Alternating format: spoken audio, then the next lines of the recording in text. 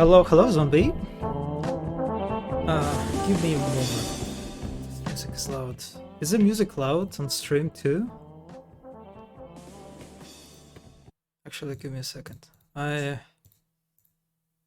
need to solve one technical issue of how I'm going to play music in the background.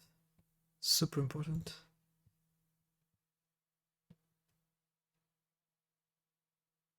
Hmm.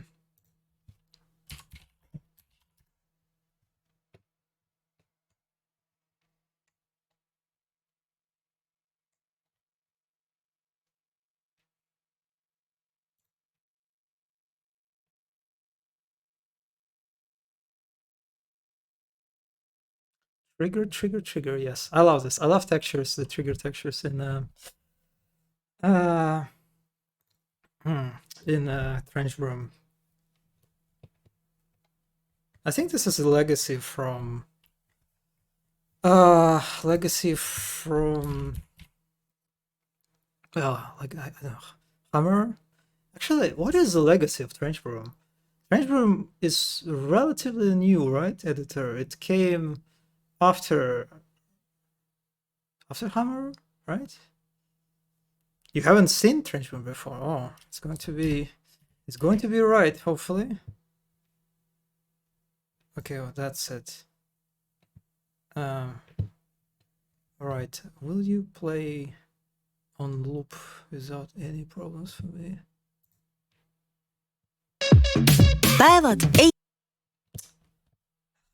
Of course. How I did not think about that.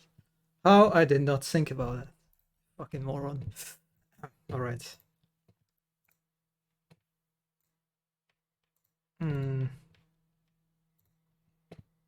Yes, I'll listen to YouTube. Okay. All right. Starting from a little bit of a scuff, but anyway. Okay, yeah. Hello, everyone. Today it's kind of special stream since for quite a while I've been thinking if it would be a good idea to stream me like doing something, actually like doing some level design, right? Instead of just talking about it. And as I mentioned at the end of the last stream, a new Quake gem started this week, the Rotten Gem. It's a theme of rot and decay. And when I noticed the news, the announcement, I remember that actually there is a map that I kind of started making for a different Quake gem, but never really managed to get it like past like initial sort of sketch. And so I guess let me launch it to show you just kind of like the visuals and the mood of the map, which I was focusing basically during this kind of like initial first iteration. Okay, yeah, I think it good.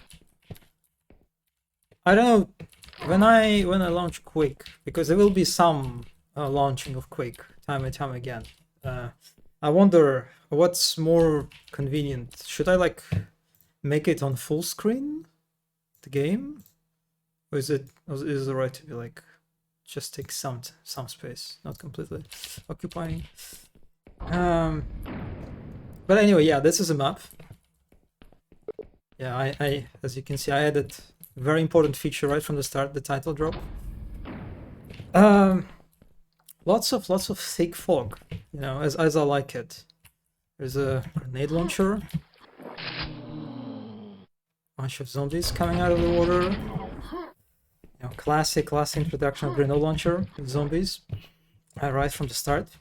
Yeah, and that's basically what I did.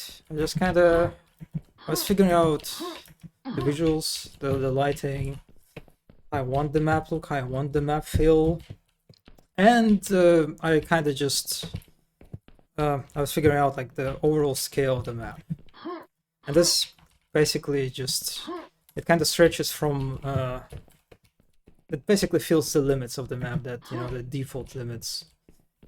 Pretty long beach, right? Oh, there are a bunch of knights that I put. Look at that. There's some encounters already brewing up. So I don't remember why I never managed to get it to any sort of playable stage. Yes, I just got lazy. Pretty typical of me. But as you can see, this map kind of fits the theme of decay. You know, I would say pretty well. The main sort of two reference sources for this was, I don't know how obvious it is. I assume it's pretty obvious. The Evangelion beach scene. And the second is the Dark Souls 3 level, like the final level. Before the final boss, like I forgot what's the name, where you're basically kind of navigating this beautiful environment of just like amalgamation of different like buildings and architectures, like merging together, you know, the background. Because like lore-wise, I think the idea was that you're kind of reaching the end of time, and like every civilization that existed before starts sort of merging together in some sort of blob, and so you see all this kind of this interesting like chaos of different buildings, different styles combining together. And that was like sort of the idea that probably is not conveyed well with just a bunch of boxes scattered around the beach. But basically the idea was that it's kind of like it's a wasteland of different again civilizations, maybe you can say, different architectural styles, different buildings, and you navigate this wasteland. And so yeah, let's me, I guess I can exit now. Making a map on stream, yes, can you believe it? Triangle, hello. Let me open up the node, like what I had basically, the sort of high level stuff. So I'll just kind of what's this engine? It's Trench Broom. It's a Trench Broom that is primarily, actually you can make maps for all sorts of games, as I remember from the menu, but it is used primarily for the Quake. It's kind of, if you think about like modern contemporary Quake mapping scene, it's Trench Broom pretty much. Yeah, you can get the idea. I think, yeah, I don't know. I remember the list. Like the list is pretty long of games when you boot up Trench Broom for the first time. And there are a bunch of games apart from Quake. What other games is it for? I think it is Quake 2, I believe. Actually, let me just Google it. Why not? Why not? Supported games.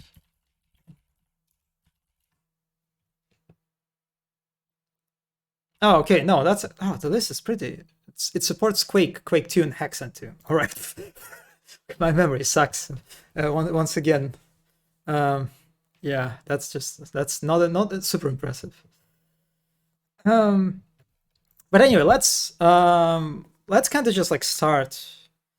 I guess like what the purpose of the stream is, I'll try like to show sort of my general sort of pipeline, how I approach level design, starting from the kind of like the beginning stage for like a high level design of like when you do some small paper design, maybe some small node graph. Well, I guess I wouldn't really do that, but we'll see. All those games, are you working off a concept or an idea, or just going for it? It's just an idea. There are like two main sources of inspiration for me. It's let me just launch it again, since Trench Broom doesn't show that well the lighting and stuff. But basically there are two sources. It's the famous Evangelion beach scene. You know, the one is a bunch of mechs T-posing in the distance. I mean, everyone saw that. It's like, well, I shouldn't even describe it and explain it. And the second one is Dark Souls 3. And I think I'll try to let me maybe just show you to get a better idea, since I don't know how many people. Dark Souls 3 is not super popular, right? Compared to other ones. And actually, it's maybe a good idea to also like fresh up my memory to the area and get like some inspiration. So basically, yeah, this is like two main sources for kind of the looks and the feel of the map. And then, God, the fucking ads on YouTube. I hate this.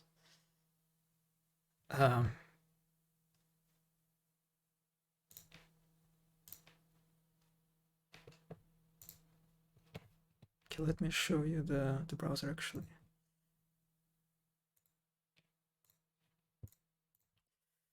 It's supposed to be somewhere in the no, that's not DLC, the main campaign.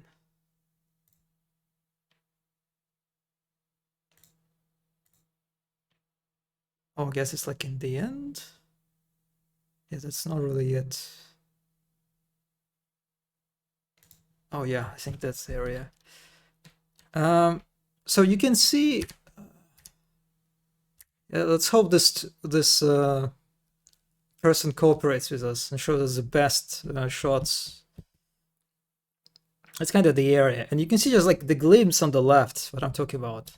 Like you can see like this interesting like amalgamation of different buildings, right? Just like merging together. Yeah,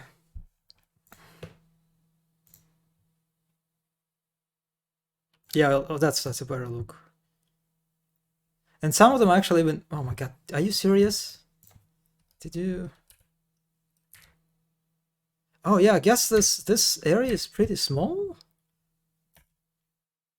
Really, I remember it to be bigger. Wow, it's kind of surprising actually how this like this is. I assume there was a lot of work was put into like making this vista, just that one, and I think there's like it's kind of 360, like almost. There's like on the right, there are also like amalgamations of these different buildings, but it's just so short. You can like there's a bonfire, you already move on.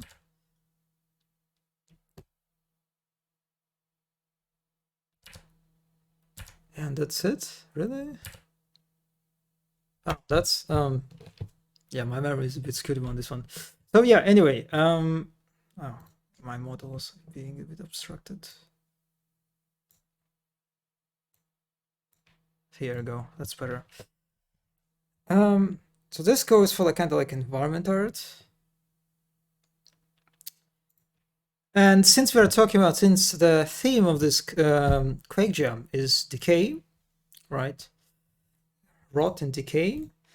This kind of like story of location where for some mysterious reason all these different buildings just, well, again, like maybe it's just like some sort of civilizations just end up here for whatever reason, right? Kind of like, again, just as some sort of what's what do you call it, the place where like all the litter and trash accumulates, basically. This kind of environment. So yeah, I think that was kind of interesting to work around. This bit also makes me think of Kingdom Hearts, with all the sword and on the ground. What? Wait, you mean in the Dark Souls? You mean this Kingdom Hearts? Oh boy, I unfortunately haven't played it, so. If you have, I don't know, if you have like a specific like reference in mind, you can send it in chat. Oh, Dark Souls. Okay. Didn't even notice them. It's just too focused on the buildings. But yeah, so let's just check what I actually did for Summer Jam. Kind of like the premises and stuff I laid out. So this is a Miro, like a stuff, like a pretty popular, as far as I understand, app like in browser for creating all sorts of node graphs and stuff. So you can see I did the map for Summer Jam, the second one apparently. So we have like a main theme, wasteland, summer related, level set on beach, of course. So we have 3 main arenas. I wonder if I'm not even sure about third one actually at this point. So we have medieval arena and a base arena, kind of like a sci-fi environment. That are kind of like scattered across the beach. So it's open structured. Arenas can be attacked on different order, except the final one. And the end goal, get inside the wall. Yeah, you can see there were lots of questions about this one. And this was kind of like the structure that I was thinking about. It's pretty simple stuff, but still helps. It's kind of like node graph to have a clear idea about relationships between spaces and like your progression. So we have our like main sort of hub, I guess. In this case, the beach. We have like 2 arenas that we need to get to in order to get the keys, key 1, key 2, in order to access the final one. The concrete arena, beautiful naming, love it. Yeah, I think like the main, like all the main basic stuff, I am pretty much okay with, like to follow. I'm not sure I want to change anything here. Probably will be all about the details. Not sure about the final arena. Kind of want to make this map relatively short and 2 arenas like proper encounters. Maybe we'll do. Yeah, so we have a bunch of nodes for different area. Like for the beach, it's filled with zombies, fiends. The good thing about this is that I was making this map for Copper. And this gem is actually supports a different mode, which is like Arcane Dimensions, which is super advanced mode that provides lots of different enemies, all sorts of new enemies that are not featured in like vanilla Quake. So we'll have some very tempting, very big and tempting list of enemies to utilize. After each arena, complete new enemies are spawned. So there's like several population of enemies during backtracking, I guess. It makes sense. Contains weapons and resources. Yeah, so I guess for the weapon progression, we basically use the beach, right? The hub for exploration, pretty much, right? So use the hub for exploration for different weapons, for acquiring different weapons, and then as you acquire like a set of weapons that you're satisfied with, you can tackle the arenas. That's the idea, sort of. Medieval arena, we have like close melee focused combat. Since it's, I'm a big fan of. I'm just like very obsessed with using a proper enemies, for proper encounters. So like if it's medieval arena, a medieval setting, then it should be knights, right? So it will be definitely knights, maybe zombie knights. I don't know. We'll see. This is range-oriented combat. Yeah, makes sense. Using all the grunts and enforcers. Yeah,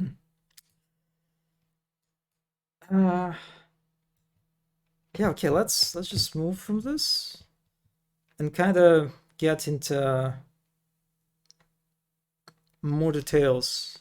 A bit of a brainstorming what exactly we want.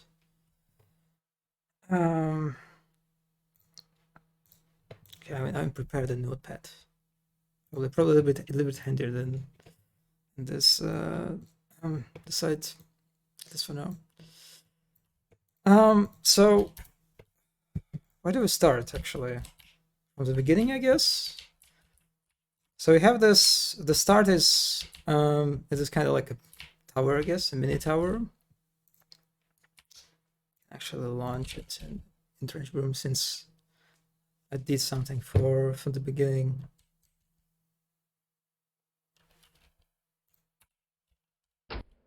Also, there is no music, right? I guess music would be better.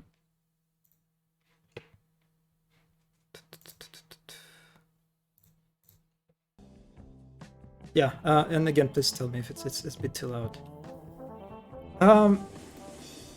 Yeah, so this is the beginning, right? The idea basically here that you start in this bit disorienting, dark environment, right? You're not really sure what is going on, right? So just you look around, a bit confused. Down, get the first weapon. I am Oh, for gems, especially like the short ones, I want to give the player like the main sort of a list of weapons as quickly as possible.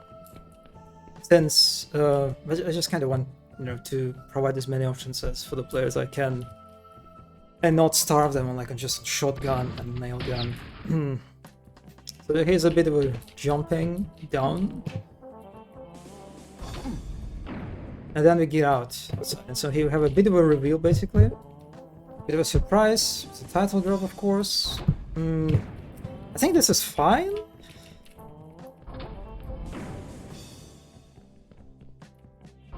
I'm in general big fan of reveals. In regard to like introduction of areas, like in a very surprise sort of manner. I think that's a pretty good area to surprise a bit player with. So it says at the beginning, right? So right from the start, I show you the grenade launcher, so you can get it immediately. And here, I guess, I sort of introduce one of the features of this map, that it's partially covered in water, right? And this beautiful blood-colored water, which will hit zombies in it. And so I'm kind of right from the beginning tell you that, okay, there will be some zombies hidden in the water. Be aware of that. Which is, I guess, okay too. Again, I give you the grenade launcher immediately. I like it. It feels not really a thing, right? Usually people don't really give you grenade launchers that quickly. Basically, right from the beginning, you have to access to like 3 weapons already. So I kind of like this. But then we need to sort of, I guess, tackle. It's just right. Yeah, for now it feels everything okay. But the next issue that I am not sure about is basically presenting the goal for the player, right? Since if we're thinking that like the end goal of this level is to reach this wall that you actually need to get close to in order to see it, because the fog is pretty thick fog. You can't see very well into distance. That was supposed to be, I think, a final arena, which is actually I don't really like its position. Yeah, that's. So our end goal is get into this wall. We don't really even see it, and in order to even, we need to also do the 180, right? In order to orient ourselves toward the structure that we're kind of supposed to be interested in.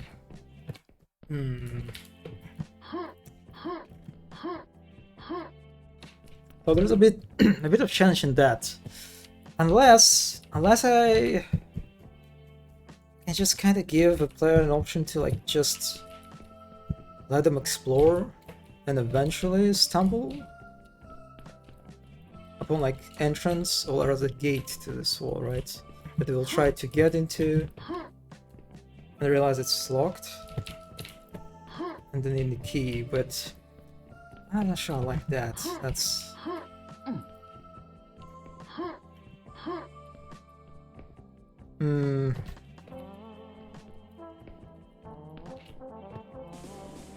maybe the thickness of the focus, like the density of the focus, is not.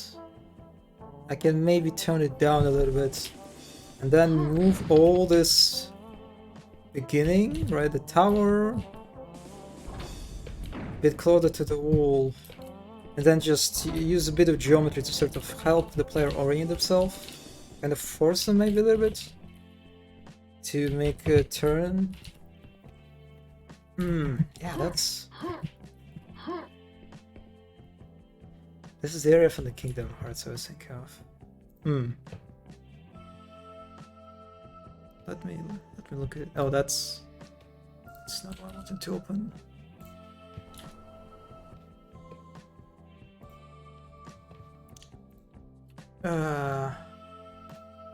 Let's see.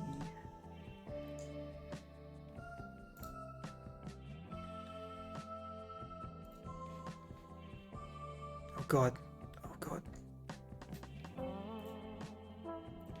Oh yeah, alright, yeah. Makes sense. Makes sense. It's kind of, I don't know, at a certain point, at this point, it kind of feels like a cliche even, maybe. You know, this pile of swords. I think, did Berserk had this kind of like sceneries like this? I don't remember. But I like it. Yeah, you can see that this is basically what I sort of trying to do with the crosses, right? Just also, I guess, the thing that I didn't really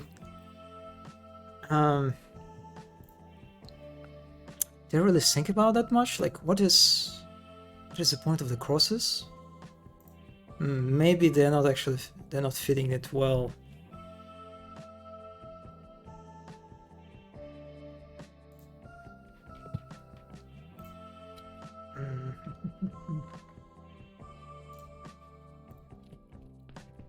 I like the silhouettes. Like, the silhouettes are very evocative, right? They just, I think they just work. But how do they fit the whole, like, decay rot? I mean, I guess there's a death association. Yeah, the crosses are very evil. I mean, that's that's where it came from in the first place. It's evil, of course it is.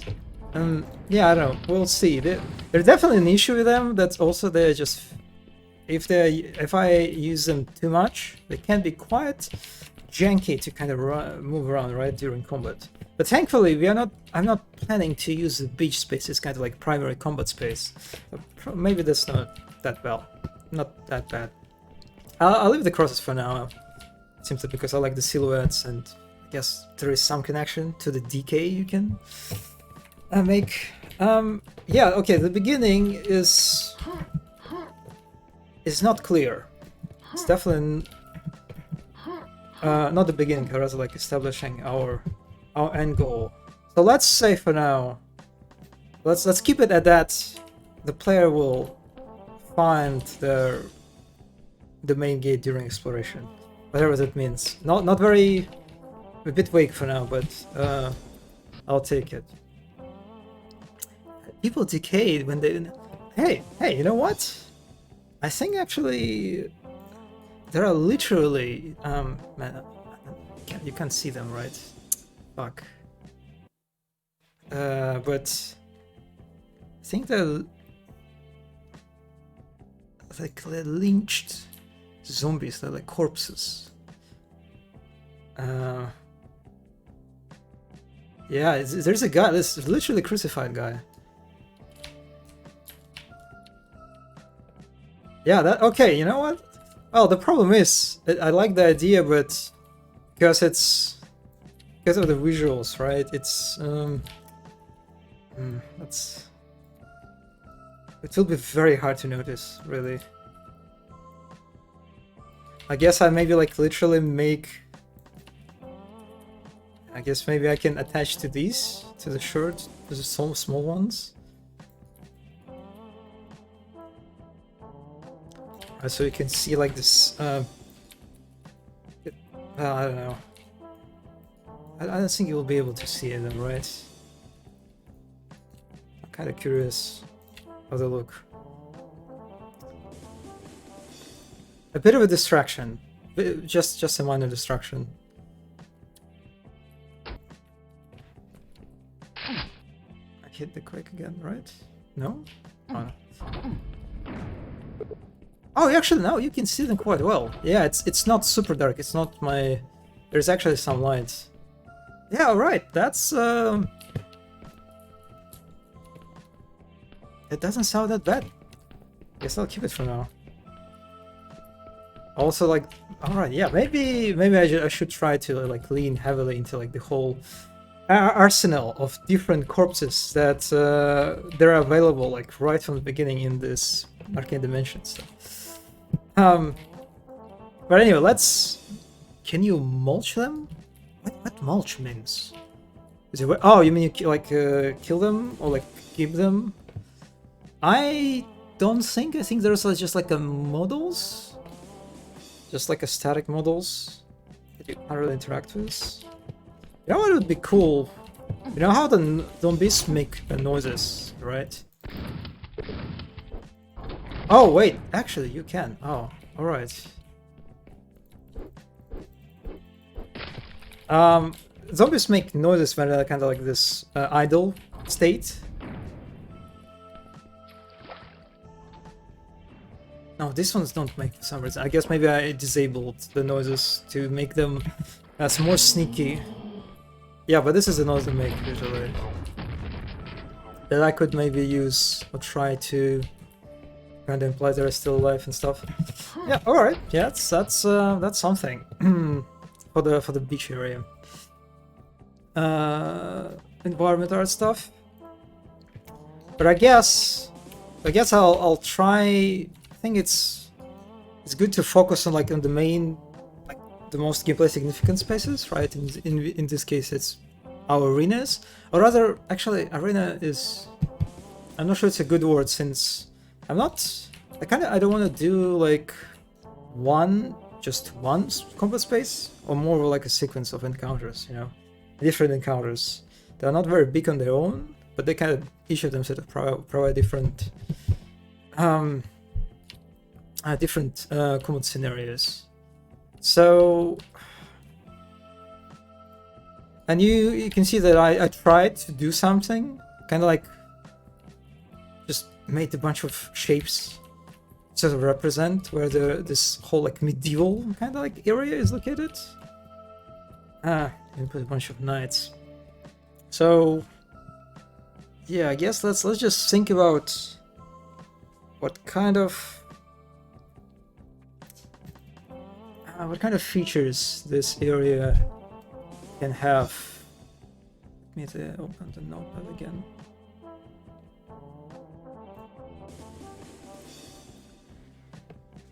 So we're thinking about our first, alright, medieval. Is this how you type it? Medieval, right?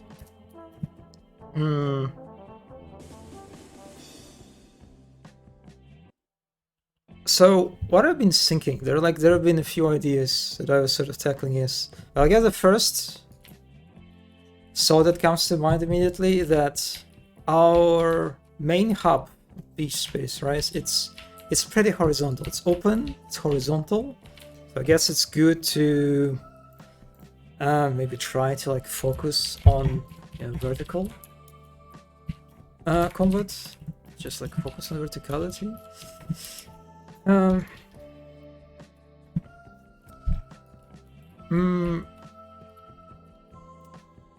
And so it's a bit conflicts with my initial assumption about the melee focus, right? Combats.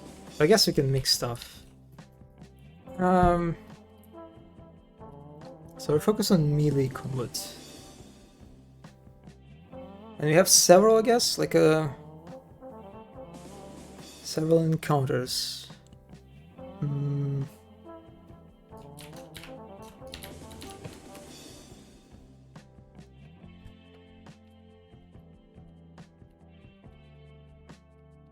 Since it's medieval stuff and medieval environment, I'm kind of gonna try to do maybe the final encounter as a cathedral, maybe. Just think about that. It's like as the final encounter goes, this sort of is cathedral, maybe area is some mini boss, like a boss fight maybe. Since Arcane Dimensions has like a bunch of pretty tough enemies, like they're like some sort of knights that are pretty tough, like these guys, I think. They're pretty strong. Oh man, that's actually I just keep thinking about Dark Souls as a reference point, right? A cathedral arena where you fight a knight. I guess it's. Yes, I don't really mind.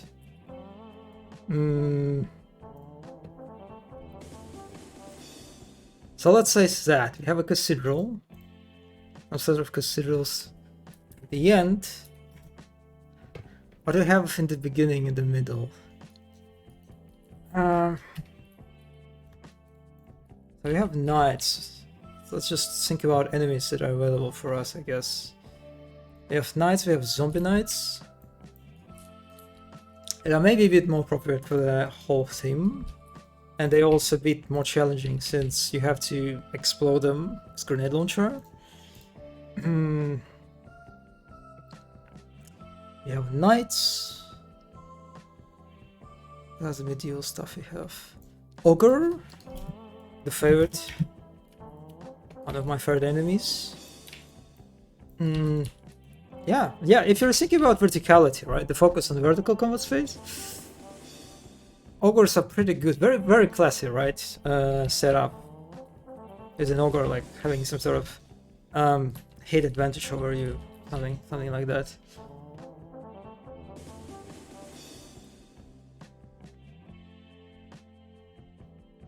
Have more knights. Some other ogres that I think these guys are just like melee variants. Oh no, actually, yeah, I don't remember. Hunter ogre. It's not very helpful. I guess these are kind of like variations. We have a Hell Knights, of course.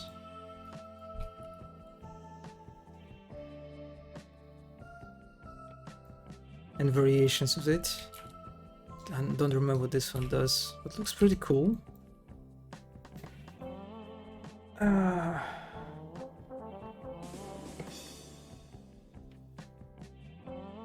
Yeah, damn, there are actually lots of knights in this mode. I kind of forgot about it, the variety. We definitely don't need that many. The crossbow enemies.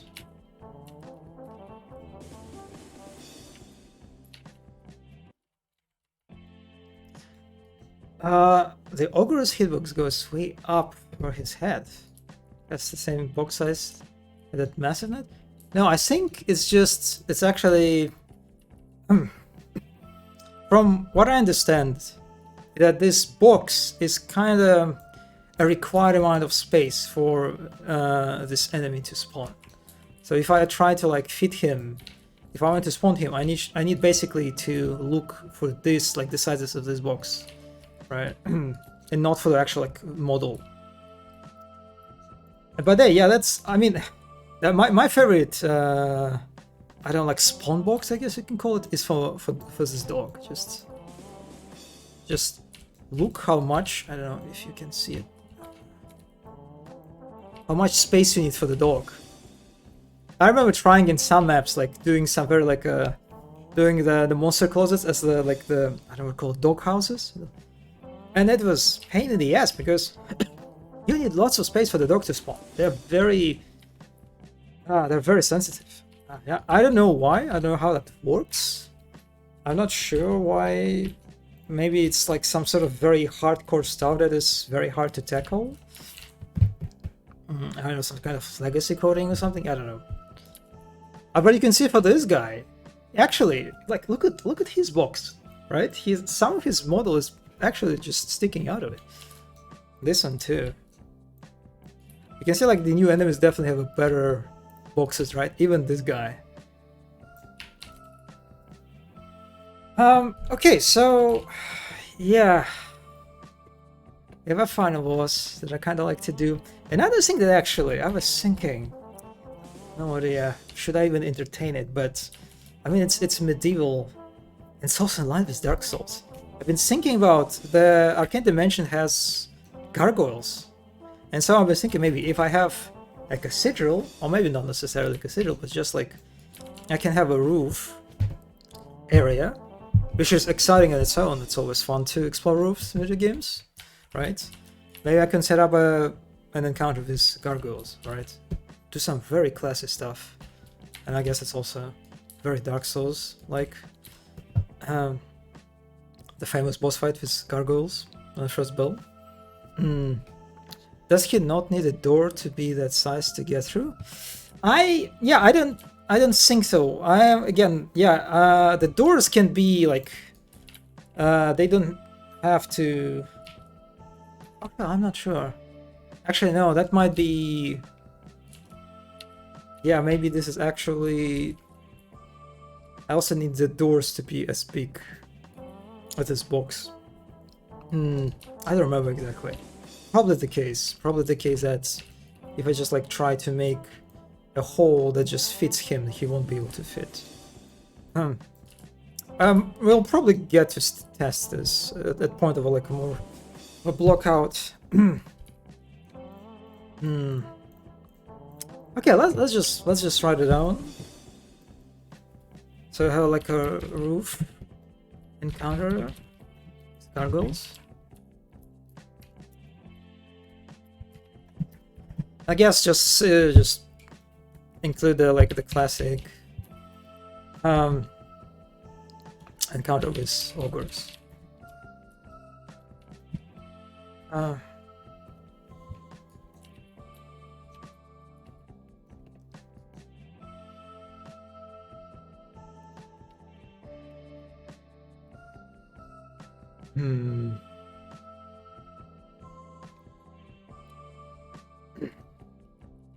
I guess some spaces can be just like some maybe connections, like transitional areas can be just filled with knights, right?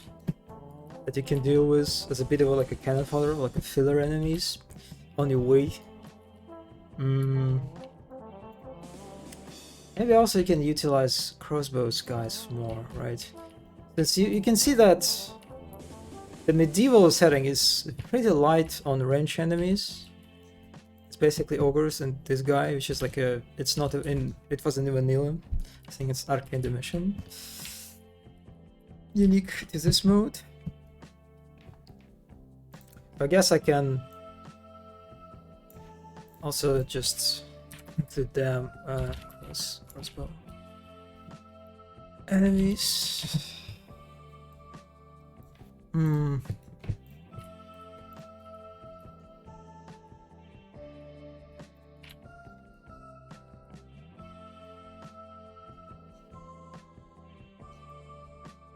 I'm thinking since it's a beach, right? Or a map. And a big chunk. Well, I guess it depends. But a pretty sizable chunk part of the map is occupied by water.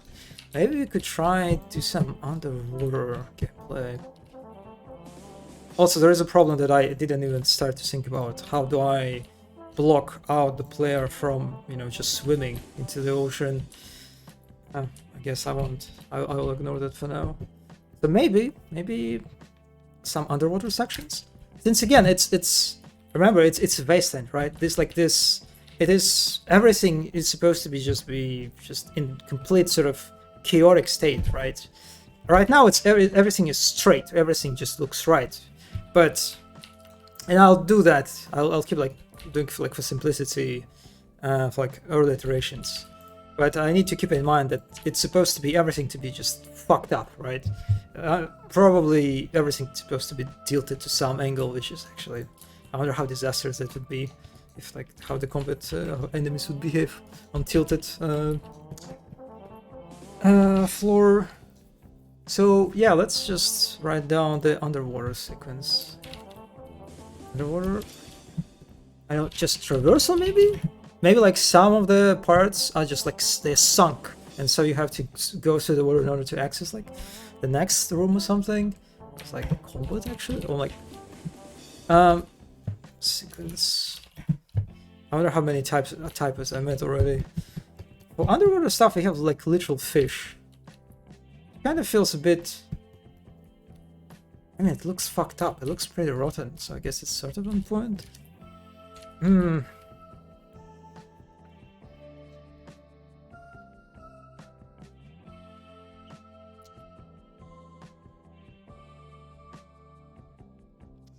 I wonder how fast the crossbow guys projectile is. As far as I remember from I used it on one map. They're pretty fast. They're sort of treading into this like hit-gun enemy territory. That's for sure. And I'll be honest, I can't say I like them a lot. They're kind of they're a bit silent as far as I remember. There's a sound clues that they give you, but I might misremember. But we'll see. So yeah, we have We have a cathedral that I want to try out, right? With a boss fight with a knight. We have a roof encounter with gargoyles. Some fight with ogres or crossbow enemies would be good. Do some verticality too. Underwater.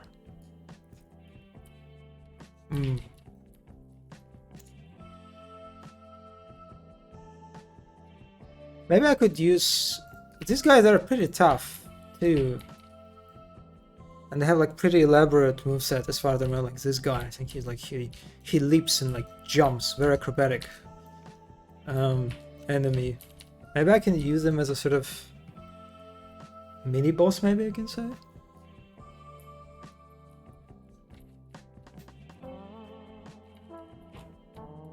I guess we can do some classy stuff, just a bit of a, you know, DPS race with knights. You know, when you're in a big room and you have to, you know, kill all the knights that chase you. It's this kind of encounter is pretty tense on its own, which it's not super vertical. Yes, race knights. I mean, it makes sense if I'm going to lean on the medieval setting, and I will have to use knights one way or another. Makes sense.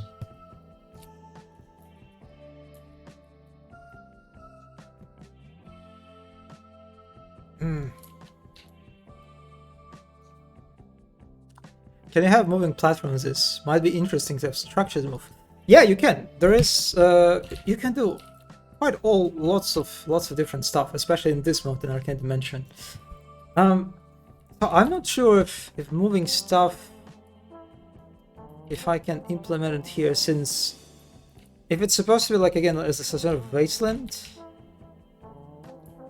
I don't know, maybe you can sort of tackling the idea of like giving some sort of hint of how all this architecture, right, buildings end up here. Maybe they fall from the skies, like literally fall from the skies. And I don't know, maybe it's not an encounter, maybe it's just a scene, like an event when you just run and there's a fucking like tower falling upon you. I don't know, it sounds kind of fun. I am terrible at scripting in Trench Broom, I'll tell you that. So it's, although like elaborate scripting, well, I guess you can argue it's not super elaborate, but I'll try to keep scripting to a minimum. But it's like geo pulling buildings from the sky. Not sure about if how can I utilize it in combat. And there are ways to do it like in a very abstract way, right? But we're talking about like the theme of this wasteland. I feel like, I mean, I guess I can make the building fall, and then like the building has enemies in it, or like spawn enemies inside of it. Oh yeah, I have no idea if I can do this, but let's just write it down because it kind of sounds exciting. Building filled with enemies. It's kind of like a dynamic sort of, right? It's like a new arena appears dynamically to you, which is kind of sounds great. Probably won't be able to do it, but you know, I never modded Quake, so this is all new for me.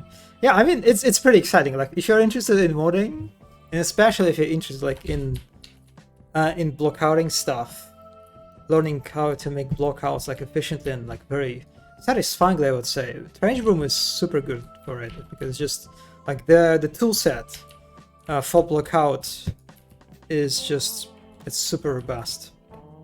Could be distinguishing objects. Yeah, I mean, yeah, at the very least it could be something like just maybe in the distance. Yeah, you could see like something falling, or maybe even here.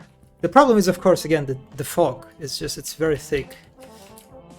So I wouldn't be able to like trigger something far away.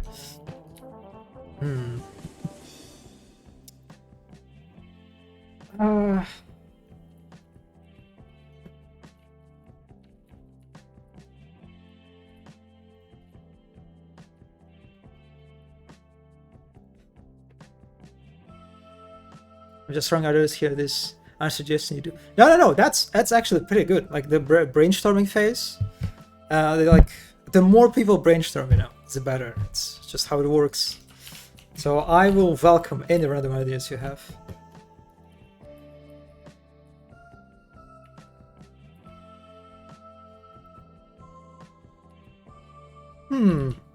I made this. What do you call them in English? Arc-button? This particular kind of like a structure. I remember in Dark Souls again. God damn it! Just guess like Dark Souls is just like another sort of sub-theme of this stream. There was this like notorious sequence with archers, right? When you have to move across this like arc-button, or whatever they're called, and kind of avoid the projectiles, right? Pretty famous encounter. Even so, it's like it's super janky. Like I remember how like the archers, the night archers, they're just like they're standing on such a thin like small edge that is just like the idea of them getting in such place and even like guarding it for whatever reason. It's funny. I don't know. It ended up to be like one of the memorable, encounters, the most memorable maybe encounters in Arlondo, like outside of like boss fights. Flying Buttress? Yeah, I think that's the name, yeah. But maybe I can use it, again, like promote verticality. Again, sort of lean toward this idea of like, it's kind of similar to Rooftop, right? Of just like basic satisfaction of traversing like areas that you usually don't have access to in real life, right? Another wonder it reminds me of. Yeah, that's definitely something that. Maybe I should think for more encounters in Anor Londo for references. Definitely not the very typical, right? Source of inspiration when you think about encounters in Quake. I like it. Okay, so I think I'm kind of ready to do some dirty blockout just to start, right? So I think we accumulated a bunch of ideas. Let's just remake Dark Souls. Yeah, that would be. I would play Dark Souls remake. Like, you want the Demon Souls one? Is it remaster? I always mistake these two. Which one is remaster? Which is in the remake?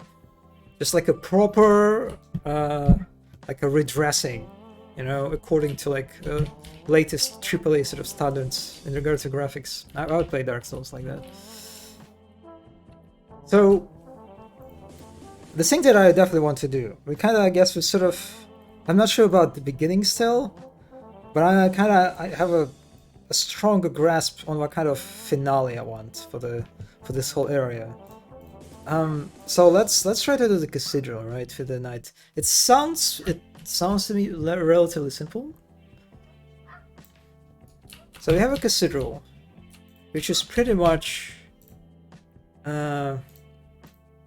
Here are the layers: wall area, medieval arena, geometry brief. I love God. I just, man, my approach to naming conventions is just so sloppy. Geometry, then I have like start area, like wall area, but then the next one is arena. God damn it! I need to rename them. Let's go with just areas. Let's have proper, consistent naming here. So we have kind of said there is no hotkey for renaming. It looks like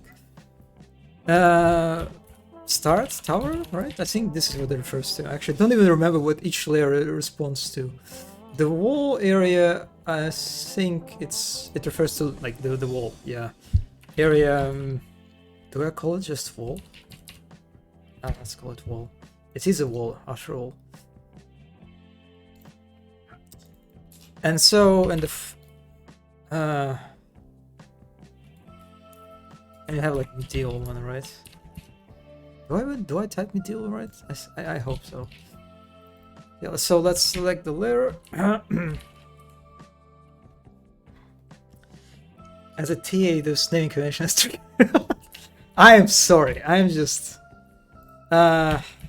Also, the fact that I guess like English is my second language, I'm prone to these like very awkward and like unnatural sounding naming conventions, or like choices rather. Yeah, it's definitely a little bit embarrassing, you know. But what can you do? Very important question. What kind of checker color we go for this? I'm not sure. Do I want to go for this like kind of like a brownish? I usually more like a blue guy. I'm surprised I decided to choose a brown one for this. Definitely not red. That red is a bit too screaming. Maybe just classy gray. Honey. Oh, that's screaming. That's screaming in my face. Oh, all right, let's go with brown. I feel brave, you know, and just I'm eager to risk. So you're thinking about the casino, right? Let's do some just very dirty work. I'm going to use this guy, right? Let's actually see what kind of enemies. I think there are literally two choices I have. There was this guy and there was a different one, right? There is Minotaur. Let's stop. Let's contain ourselves to one theme. Let's be consistent.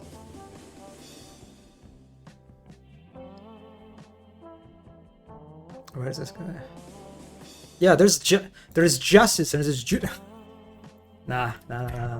This guy's too a little bit small, a little bit of a short king energy, but yeah, I'll take the Judicator.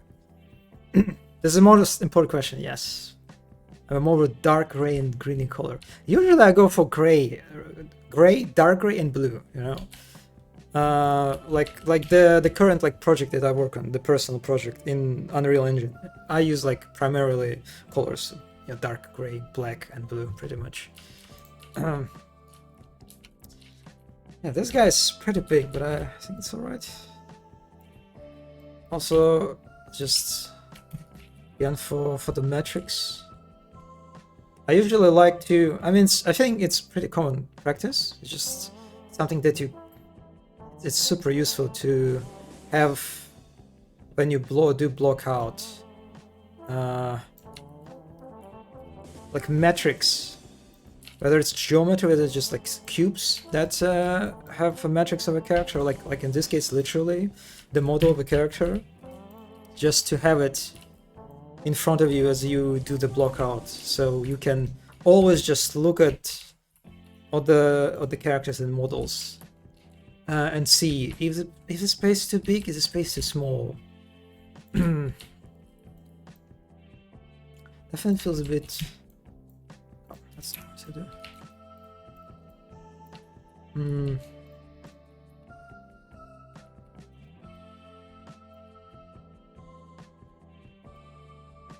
So it's cathedral. We need some columns, right? We definitely need some columns.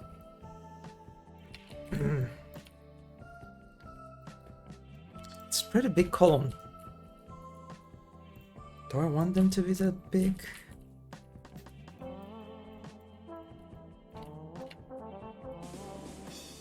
Now this one actually looks pretty small, right?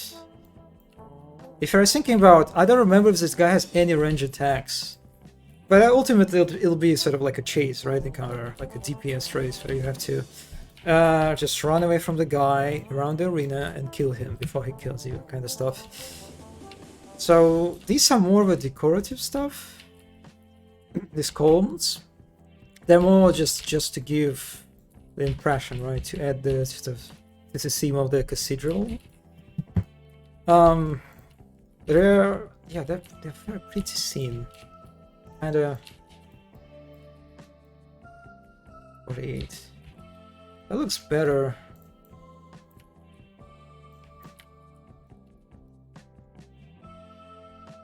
It is a cathedral, so the columns would be big. I mean, yeah, I guess all the cathedrals are pretty big, right? I also like thinking about churches that are a bit smaller in scale. All right, let's go for the big ones, for the most chonkers of the columns. Let's say we take those.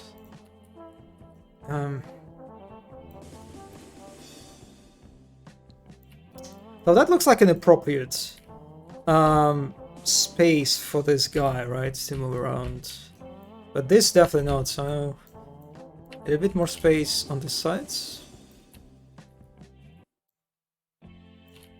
This, like, man, this checker, like, it's super handy in regards to, like, just I don't even need to look at the, like, measures. It's just super handy that I like about range move, right? You can see when you select a particular brush, you can literally see the dimensions, right? The exact dimensions of what brush you're working with, which is super cool. I'm kind of sad that, like, it's not a common thing in the more modern engines like Unreal. Like, I've heard they're working in the fifth Unreal on like the blockout tools, kind of improving on them, but I don't know the details. Let's chunk them up. Yeah. Still kind of feels a bit small. Maybe I'm not sure I want to increase the overall space.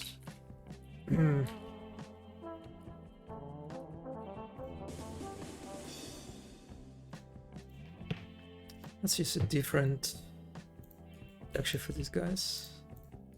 Yeah, let's another brown. How this is brown?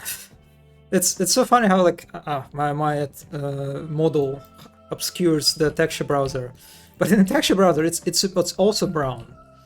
I mean, I guess the lines between squares are brown, but that's very liberal approach to naming.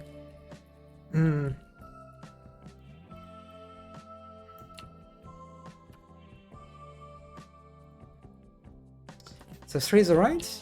I think 3 squares is alright. Did I? No. I didn't duplicate twice.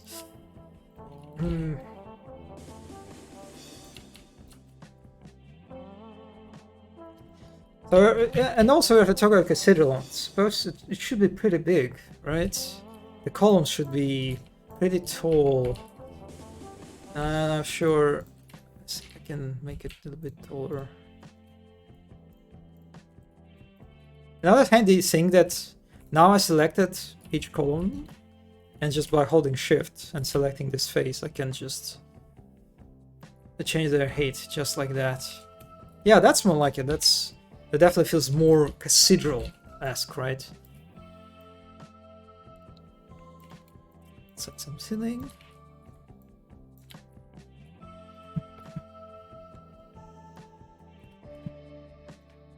Can I isolate just this layer? I guess I can do this. Yeah. Brown number 2. More of a, I don't know, fake brown, light brown.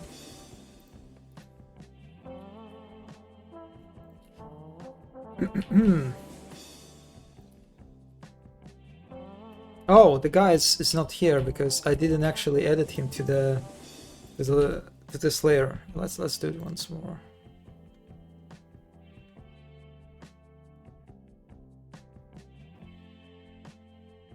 Are you hiding? Well, let's say this is our. Man, I don't know. This column's feels pretty big still. Now that I look at this, you know, when they're all present, it's just huge. I don't know, we'll see. Maybe in the game it won't feel that bad. Let's add some walls.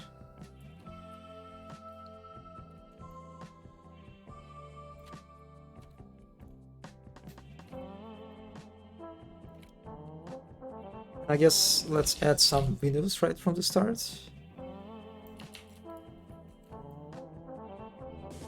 Something like this. That's it. No, that's not enough. I think I need more actually.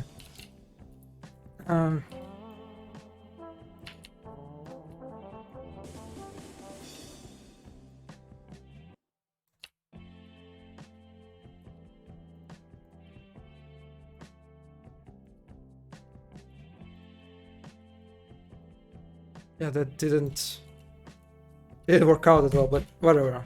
It will work for now. Just kind of to very, very broad strokes. We want the middle section between the pillars to be wider than the sides. I mean, it is wider for now, right? It's 4 squares in comparison to 2, like, and 1, like, a section of 1 square. Probably want walls for a different color too, just.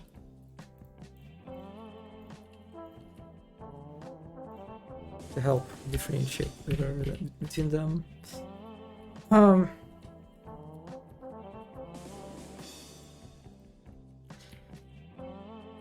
Also, probably, yeah, we can just, let's add some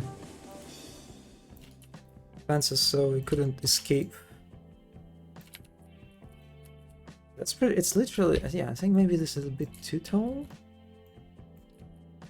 That will work as a fence, that you cannot get out from.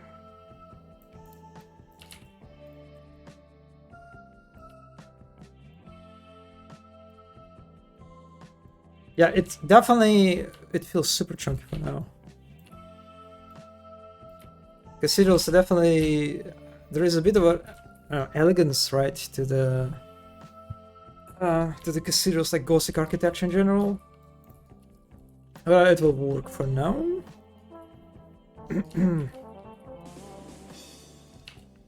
so this is a boss fight, right? So after the boss fight, we get the key, right? This is basically how we acquire the key. So after the arena, we have maybe some kind of balcony, you know, to give you a good vista of the beach, like the sea, the ocean. Now, then the Yakra. I feel like they're alright for now.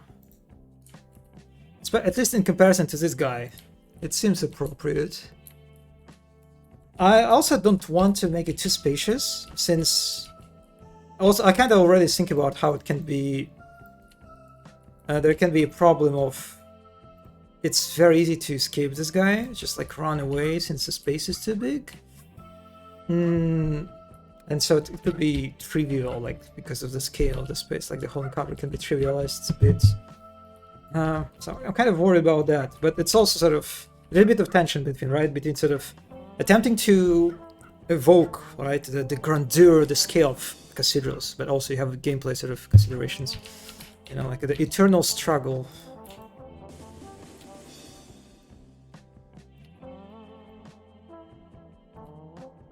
Ignore the water thing, I said that before the walls.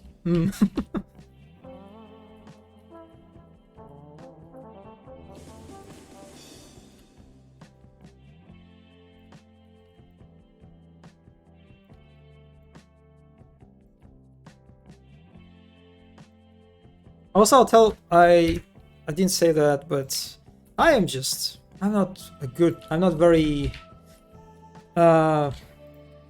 not super skillful at trench broom.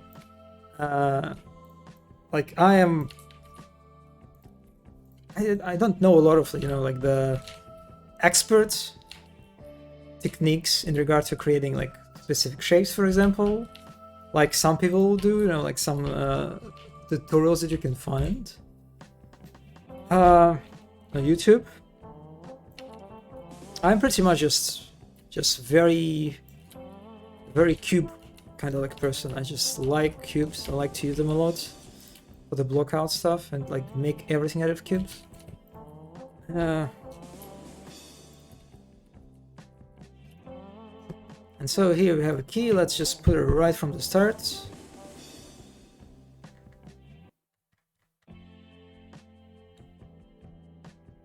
Where are you, buddy? Don't be shy.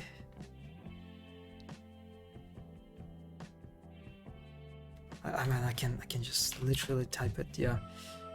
Well, that's the first one. First key. And I guess there's a gate. Oh boy, now I haven't worked in transport for a while, so I don't really remember how you make the doors. Hopefully my memory will work. So for interactable objects, I guess we should use a different texture. Maybe red, something like screaming to you, right? That it's like, hey, hey, I'm important. No, not you. You're important, but not that much.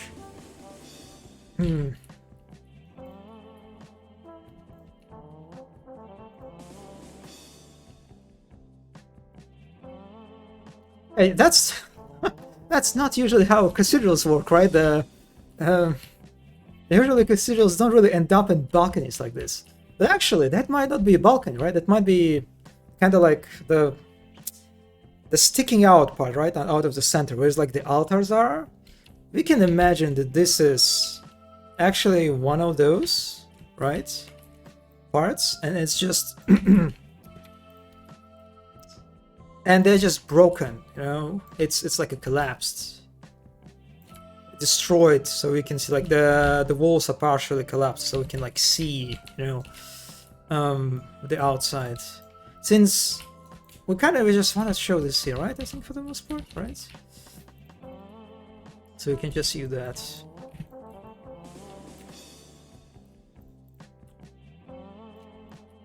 I can just like create a suggestion. Yeah, this is what it is.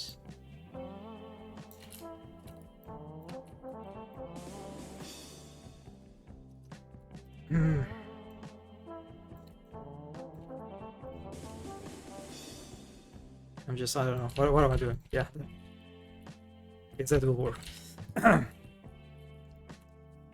we have that. So we're thinking about intro into this arena. It needs to be like one way, right? Passage. You should be able to escape. So it's, what is it? Some kind of like one-way drop down, maybe? Again, very, very classy way to lock the player.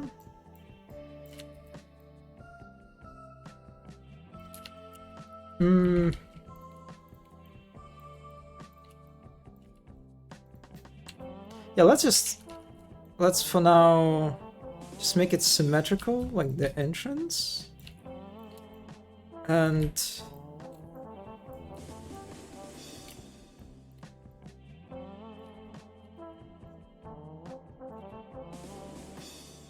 let's say this is how we get inside, basically. This is our one-way jump down into the arena. The problem is, this guy can see us, right, from the beginning. If he spawns here, I guess he can kind of like wait for us menacingly. But we can shoot at him.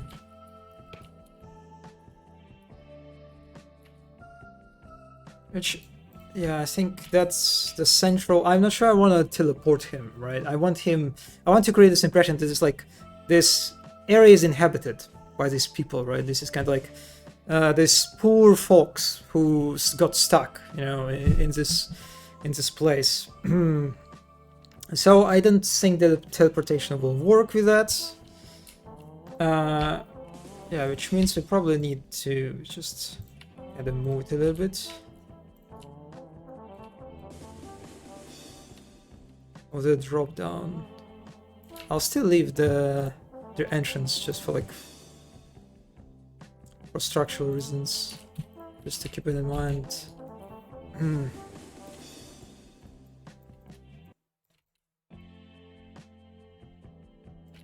Right, and from here we don't really see him. It's not still ideal. You still kind of see, just if you're aware of him, you can just shoot at him and do some cheesy stuff. But let's say for now that works.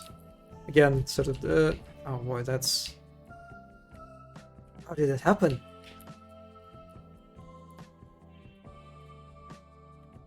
Wait a second, how did I... Yeah, this is what happens sometimes.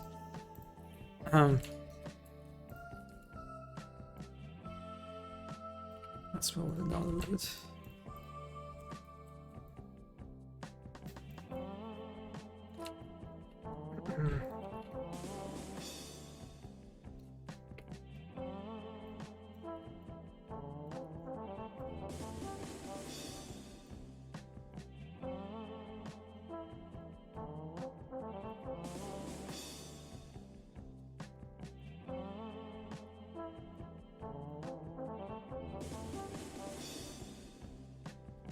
Okay, alright. Metrics followed. No, there's still one. What about it?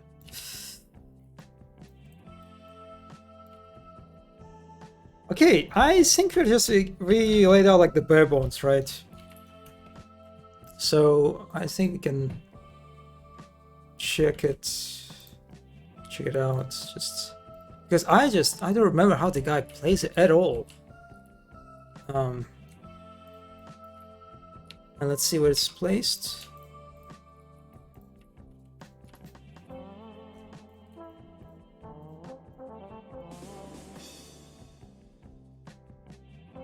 Actually, you know what I think about it? This amount of layers is not enough. I feel like I need to use each basically a separate layer for each basically arena. Since I will move things a lot, I will move rooms a lot. Oh, let's just add the area cathedral.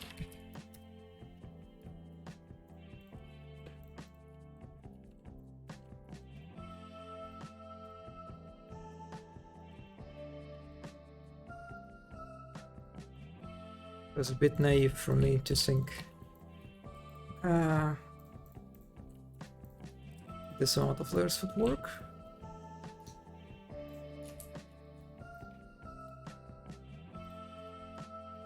Let's see, did I pull everything? No, not even close.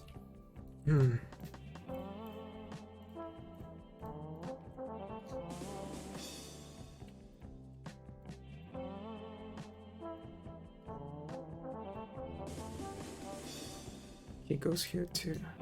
I might later. I might even further add additional like layers. So, like for example, scripting if I need to. The scripting will become too elaborate, you know. I'm usually kind of a fan of the more the merrier, sort of. All right. So yeah, let's just select everything here and move it kind of to its sort of intended position, right? Which is supposed to be somewhere here, I assume, right?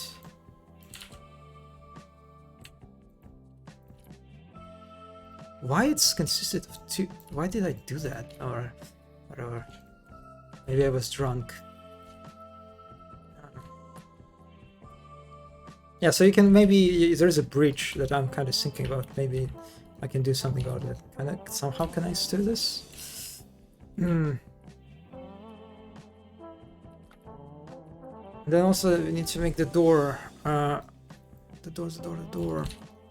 So it's entity, it's brush entity, right? Yeah, that's it. And so here in entity properties, I can change the angle. It's just I think it goes this way, right? Which is not really what I want. I think it's -1. Or just 1? -2. Yeah, -2 is for it to go down. I guess I want to go down at least for now. Spawn flags, start open. Well, it will be definitely locked for while we are fighting the guy. But for now, I'll just make it that it opens automatically, let's say. I think we have everything in check. Yeah. Let's see how this guy, how he dances.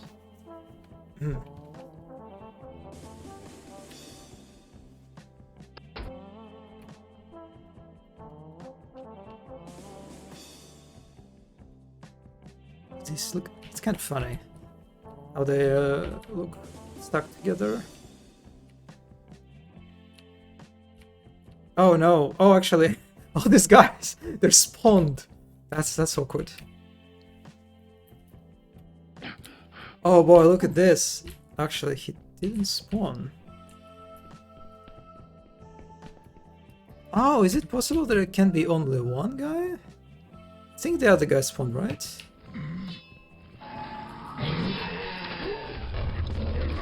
No, that's not the case. Wait a second. Why did you... Yeah, no, I don't have duplicates. So...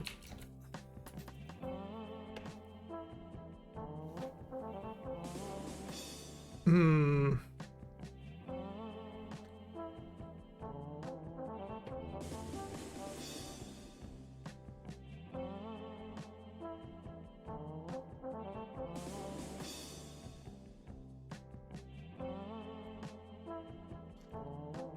There should be plenty of space for him. I guess just in case I can rise him up a little bit. Huh. I'm not sure why this guy didn't spawn.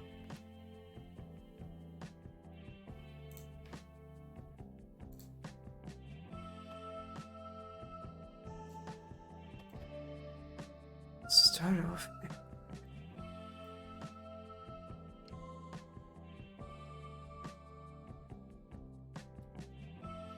Okay, let's see if it's a case of some sort of clipping. And so I'm not sure it is.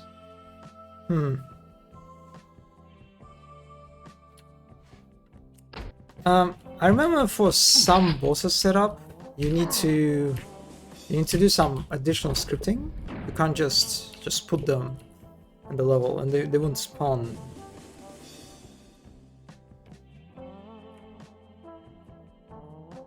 Yeah, still not here. It looks like I need to trigger him somehow. Yeah, let's use someone else for now. There's a smaller guy. Hopefully he will spawn at someone.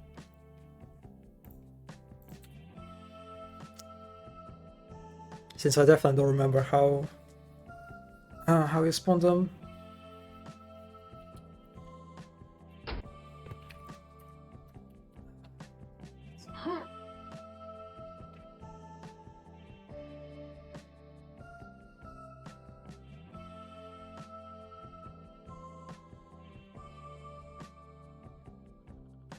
Animation.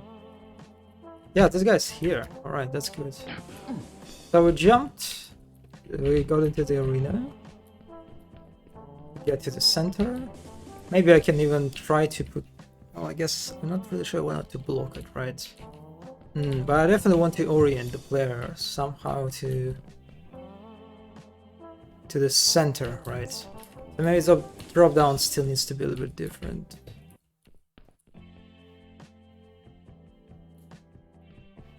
We'll see.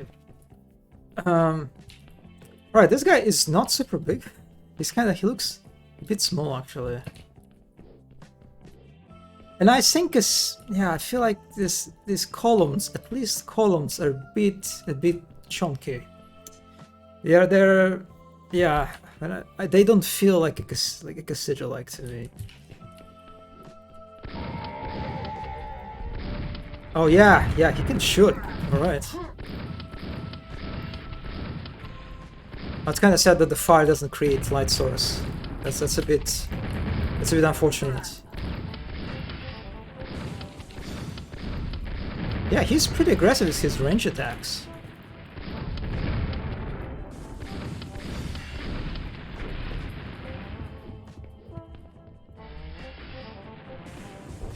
Yeah, definitely needs more, we need more weapons. So let me just put a bunch at the beginning.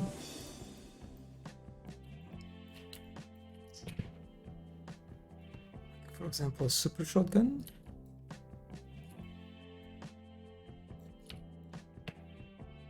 Maybe grenade launcher. Oh yes, also the Arcane Dimension has even bigger upgraded weapons. Like there is this thing I think which is also like a nail gun, but even better. Oh, it's like no, it's like a triple. Yeah, it's super shotgun. You can see there's like triple shotgun, whatever you call it.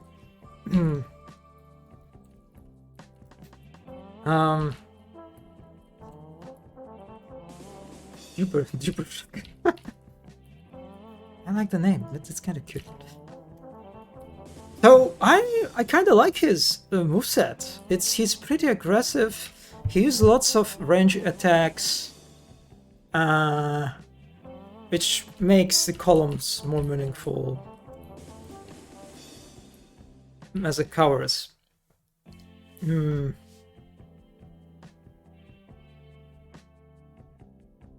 the space doesn't feel that actually big in comparison. The problem is that he looks a little bit small, I would say. He looks a little bit small, right? You know, like doesn't radiate a boss energy.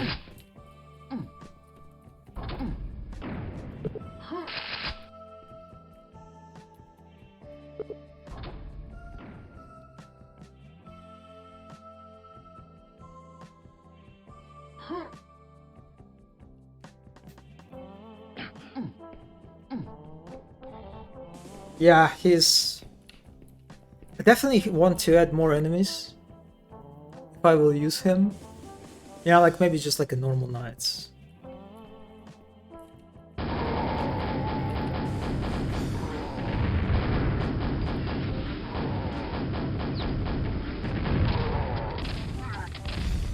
Ow.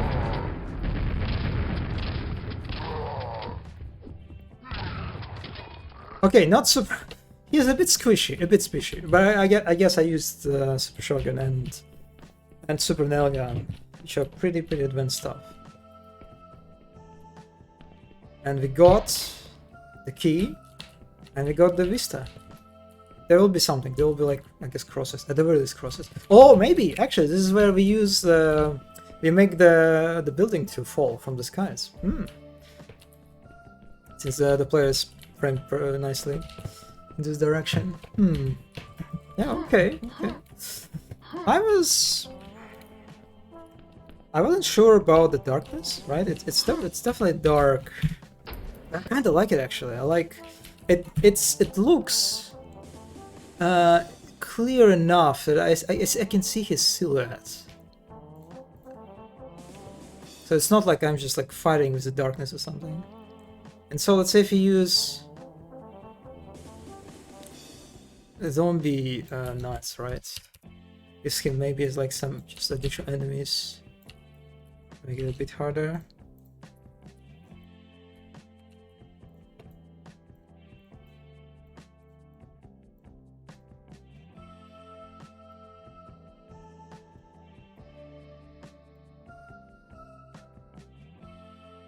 And they're also a little bit tricky, right? Since I can't kill them easily. I still need to use like a grenade launcher or other weapons, like a very limited arsenal can be used against them. Which might be annoying in actuality, but we'll see. Also, let me put some armor. Just... I feel like you should face these guys with armor.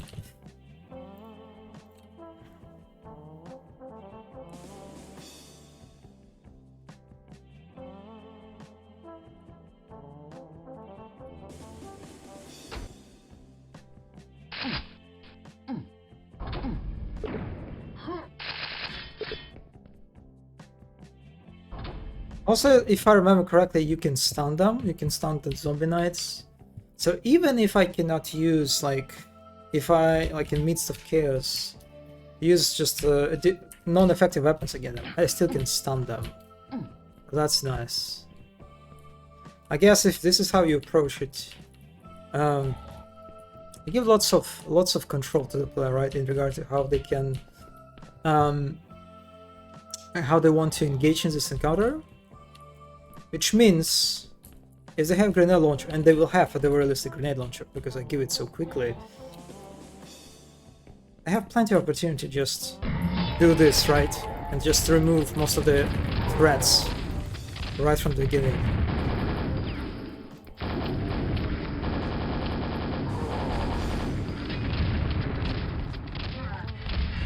Yeah, I definitely need more knights. Oh!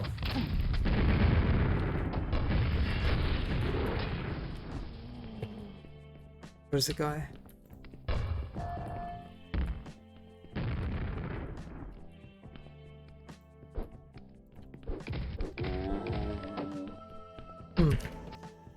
I'm actually, you know what? I feel kind of spicy. Can we pull 2 knights?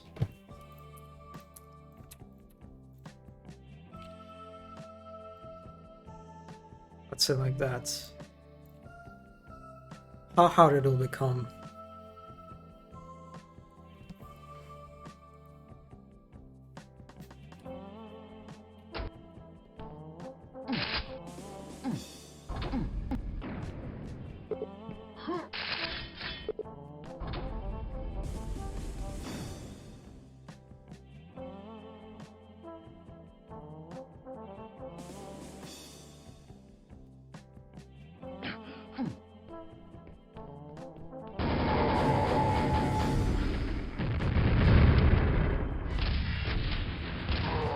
It's such a shame that the fires don't light the place up. That'd be so good. Ow. Oh boy, York. Yeah, you can. I can actually easily just put 2 knights here. Hmm.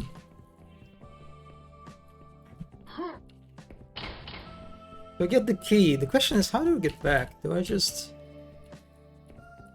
let you escape from here, maybe? Do I want you to backtrack? Maybe not. Maybe not.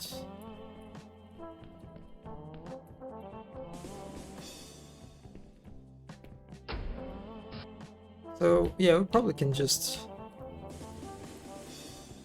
Again, just denote quickly there. This is how we escape, let's say. And like our way out back to the beach. Oh, and then actually now considering that it's sort of a little bit, it sticks out a little bit in the water, and they're forcing the player to do some swimming maybe. That would be kind of nice. All right, this thing that I want to do now, just see how it will, how bad it will be. I want to rotate everything.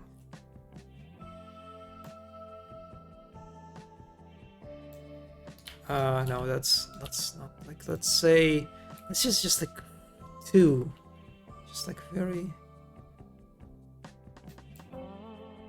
like that.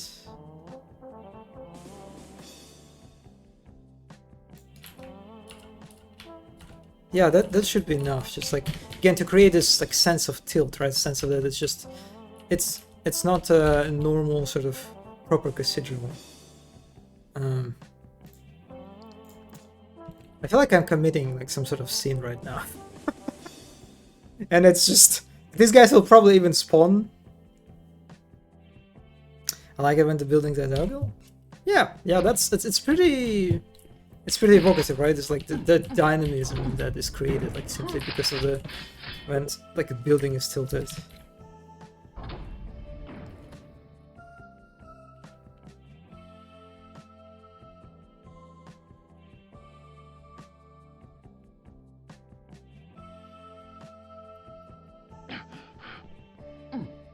Oh boy, these guys spawned. All right, I can, yeah, all right. This French broom can handle this tilt, this angle. It's just not much. It's like 2, I think.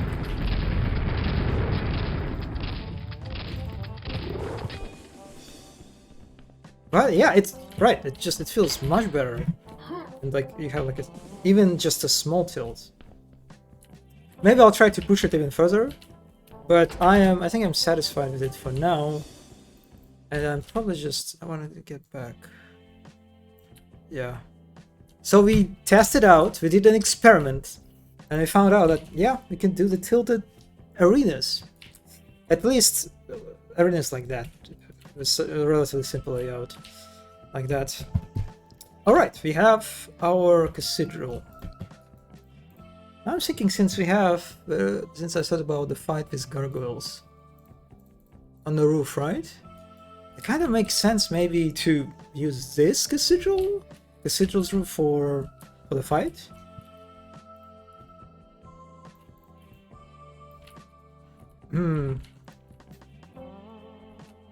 Not sure about the progressions and how do we like we get on top of the cathedral first and then we get inside? Maybe like that? Doesn't sound that bad. Let's see. Let's check it out. So we have the roof.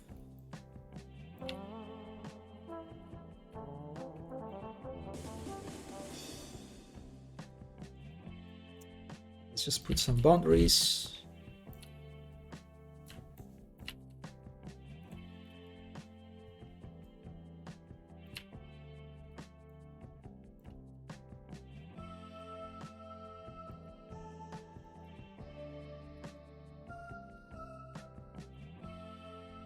And then maybe like make it more like roof-like.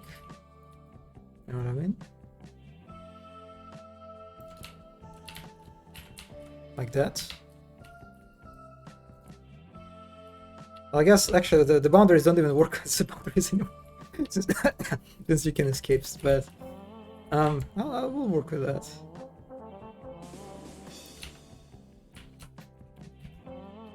Well, let's not forget our guy.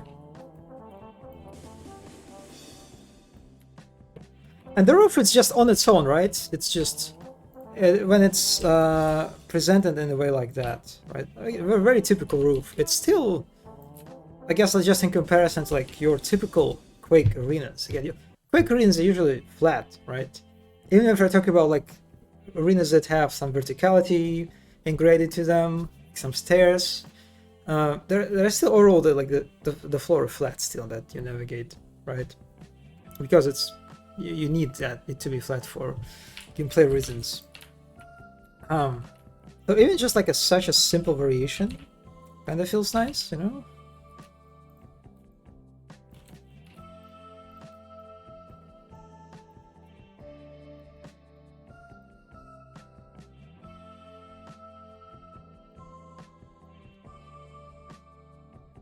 Let's raise it. And we have gargoyles. I don't think I ever used them in my map, so I also have no idea how they work.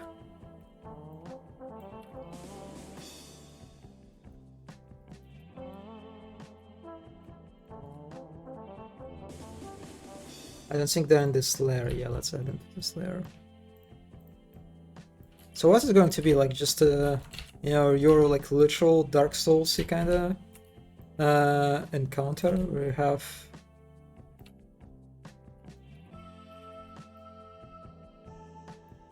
let's say there are these sort of towers, right, where these guys sit. I have no what's the difference between them. We'll have to test it out. Also, it's funny how like the box, the legs are clipping through it. This guy's cute. I kind of like this one more.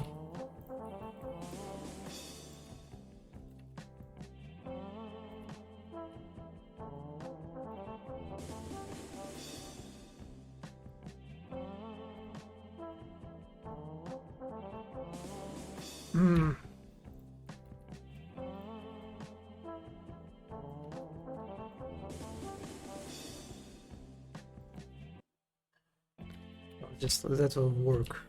But yeah, the first thought that kind of comes to my mind is this scenario with gargoyles being static at first, right? And then as you like come into this roof, you trigger them like one by one in sequence, sort of similar to Dark Souls 2. Or like in first Dark Souls 2, that's also how it works. Also in first Dark Souls, just two gargoyles. Here it's probably I'll probably will need more than two. And let's say maybe we come this roof like from some tower, you know, that is maybe tilted. I guess we don't need to tilt it now.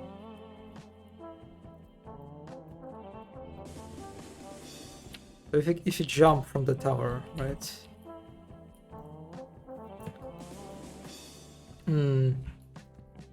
Maybe do it with trigger these guys. The question that I'm not really sure what the answer is to, how do we exit it then? If I want to connect the roof into the arena below.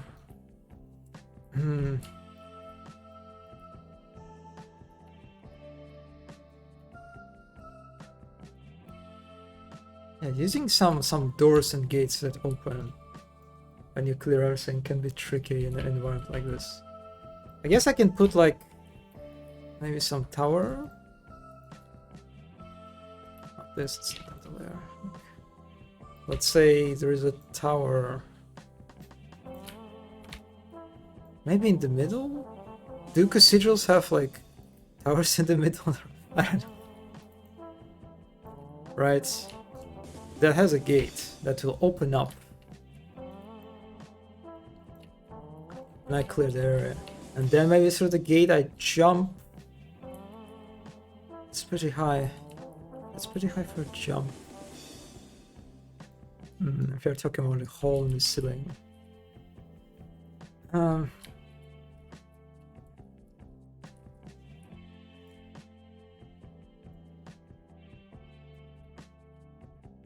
But the tower definitely feels like a way to go. Pretty much. Pretty much.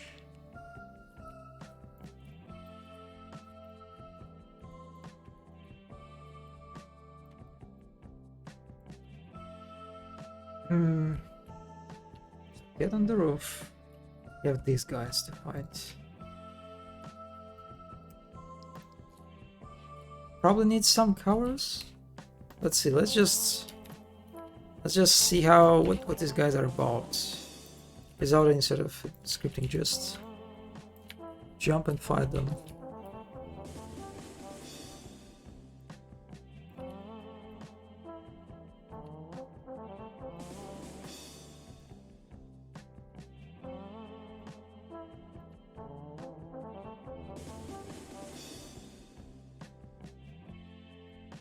I'm just curious how flying enemies work in Quake.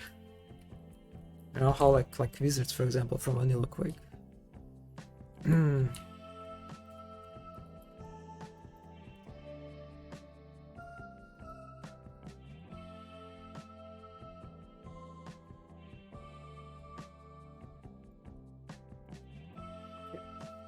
Jump right in.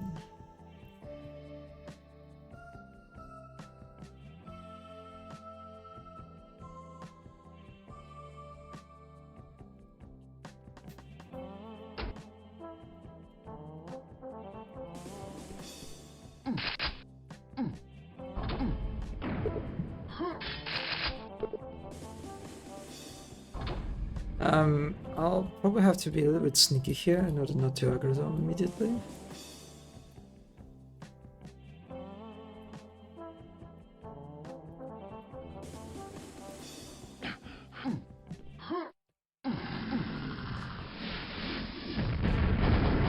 Alright, they just shoot projectiles at you.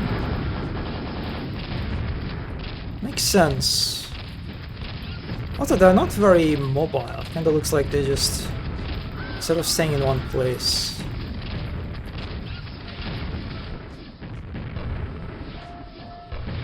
Oh, using projectiles again. The launcher. That's interesting. Right, yeah, that was alright. Let's see how the other gargoyles work. Oh, I think I can replace them. If I remember correctly, I just can do this. Or can I?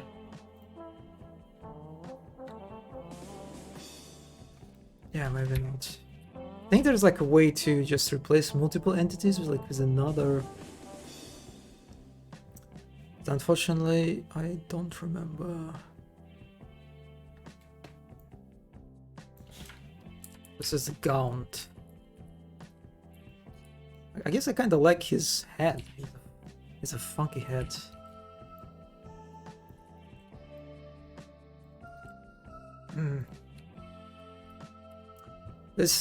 The guys that we fought right now, they're definitely not very challenging. So even when I put them, when they attack you like from opposite directions, right? It's still not very hard to dodge them.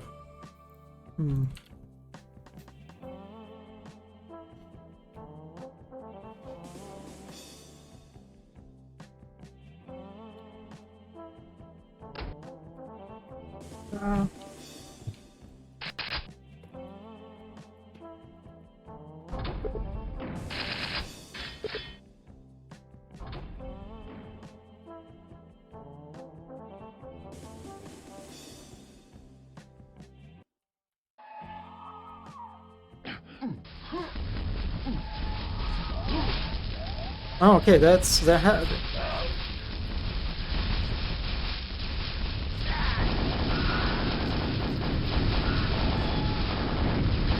Well, they definitely have a fancier effect for attacks.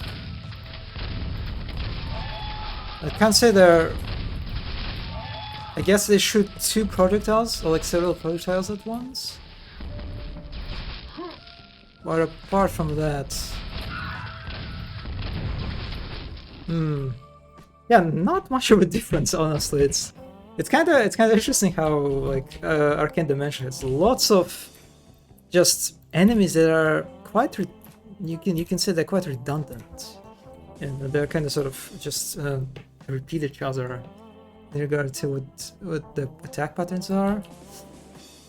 So this is the final one. Oh no, it's a minion for the boss.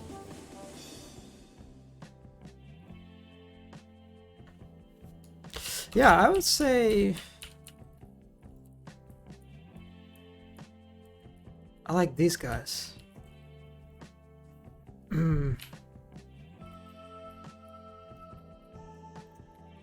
Now the question is, how do I...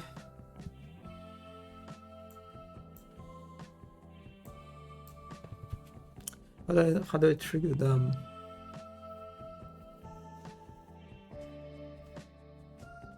I guess one option is just teleport. Teleport spawn when they get in. But again, doesn't really fit well with a theme of inhabitants that are stuck in this place.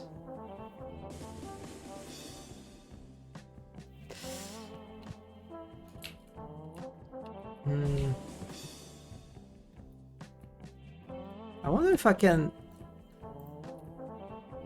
maybe like spawn them in the distance and make them like fly toward me. You know, make them on spawn aggro on me immediately.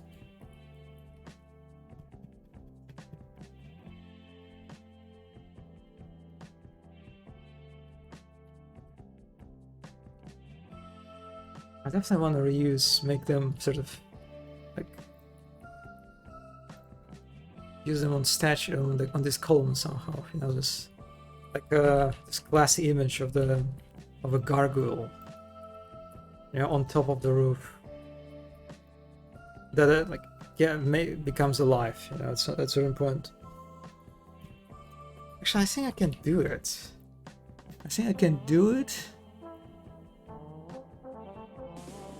Because I did a similar thing in one of my maps, but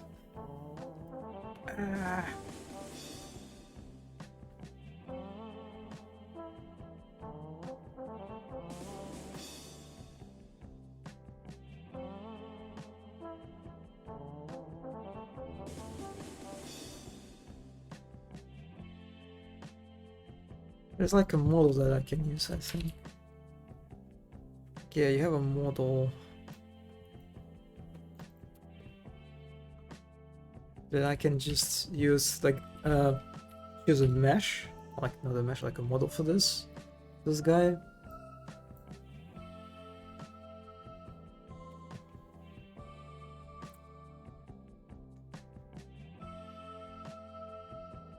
Yeah, the MDL. So I choose it. I just need to remember it. I need to like remember how to do this, and I think we can You can try it out. The scenario, the setup is gargoyles being static, just models from the beginning. And when you get into the roof, they come alive.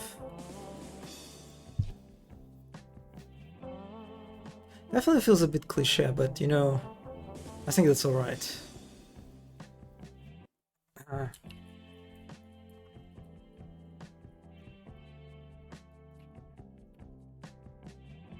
Yeah, you have this more or less resolved to some point. The entrance from some kind of tilted tower.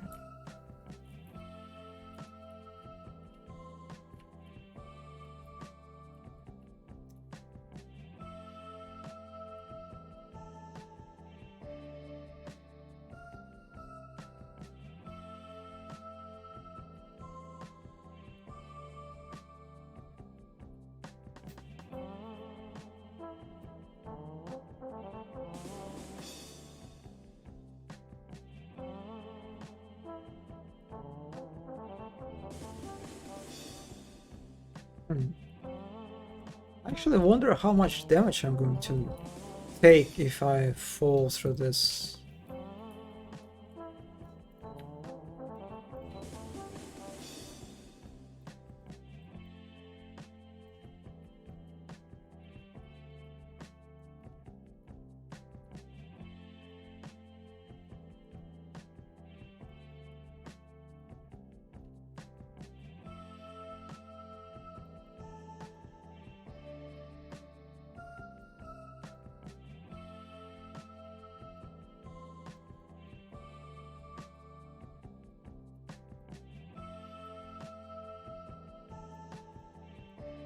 There's also a bit of awkwardness how, if this is our way to get back, right, it's kind of behind us.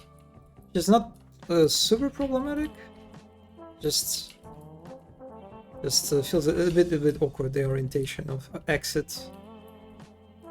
At the same time, when during the fight, the player will be running all over arena, so they might end up actually perfectly in the end. Right, like across the and on the end of the roof.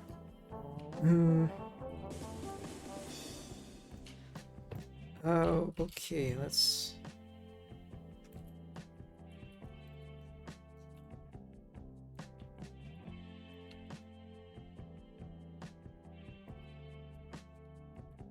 I guess I can actually negate the fall damage with water, right? And it kind of supports even further the idea that this cathedral is sunken, right? So maybe like this part of the cathedral is sunken a little bit.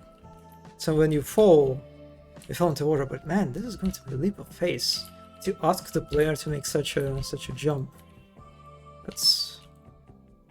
I'm definitely asking a lot.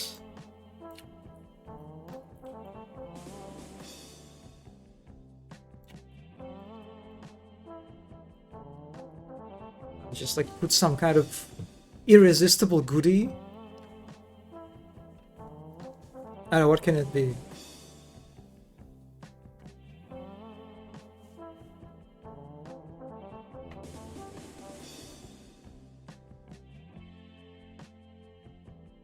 Let's say triple shotgun.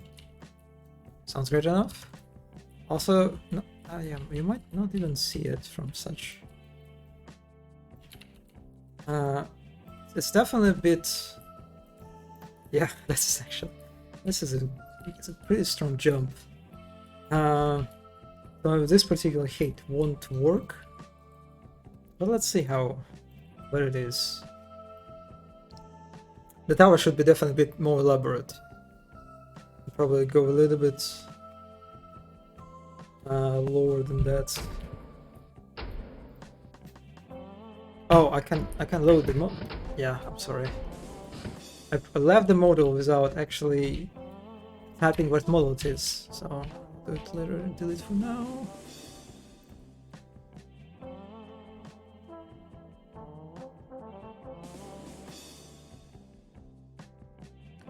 Can you make the floor that crumbles? Yeah, I think I can. Yeah, there is There is a way to fuck, I skipped the nail gun.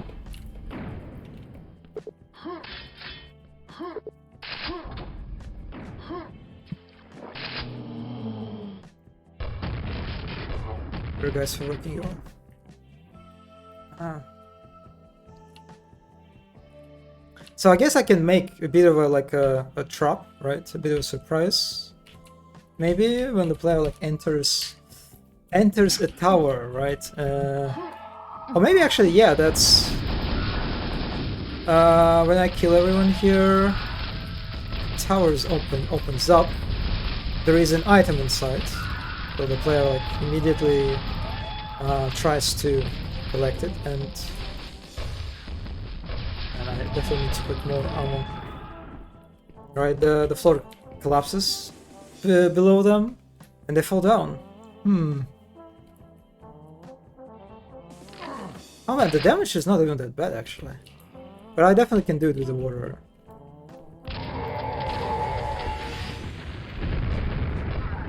I like the jumps. Oh, the jumps are cute.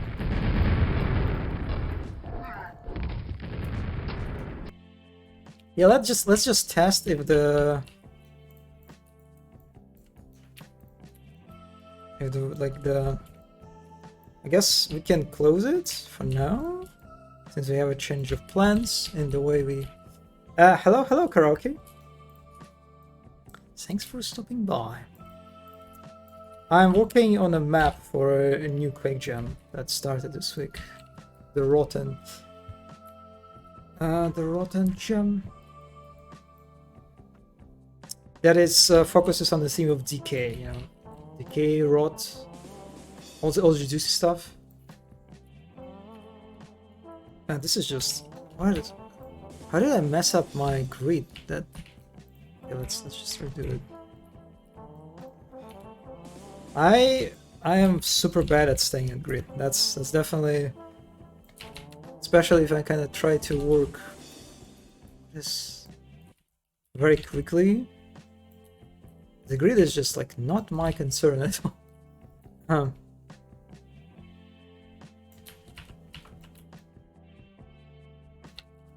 So I assume that's like another thing, that if a proper, you know, experienced, not like that, experienced Quake mapper would see it, they'll be a little bit angry. So this is our water.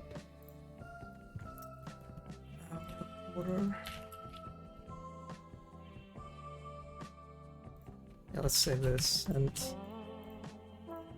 I guess I should have made like the floor just right from the start actually, right? Since I need to use it. So let's like this, right?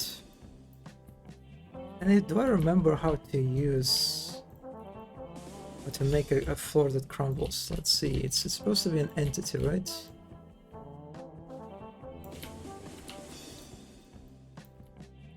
That video looks hellish. What kind of Quake version is this?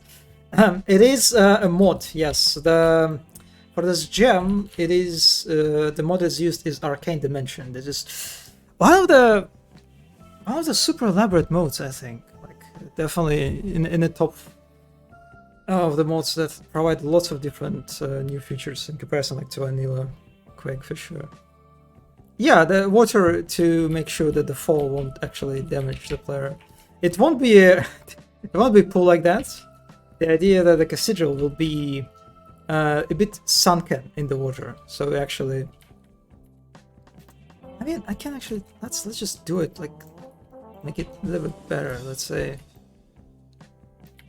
just create a better impression of a sunken cathedral. Let's say like this, or like this. I wonder if this amount of water will be enough.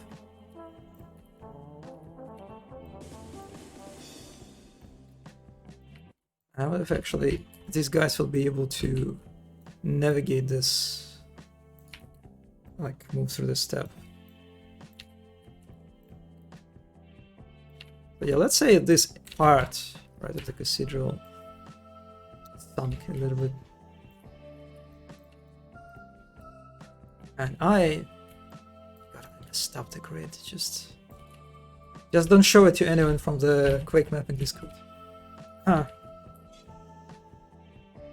Looks like this Quake has upscaled models and perhaps even enemies.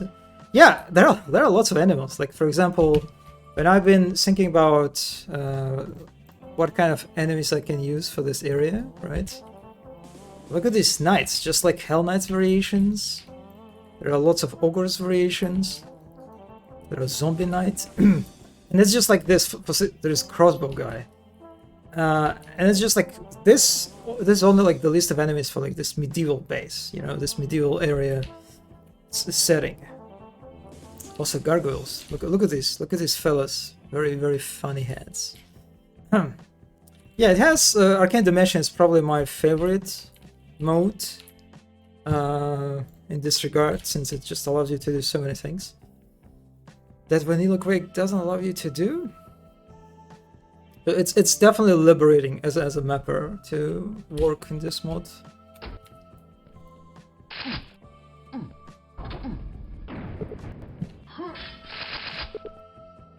Okay, let's... I need to disable these guys. I don't really need them for now.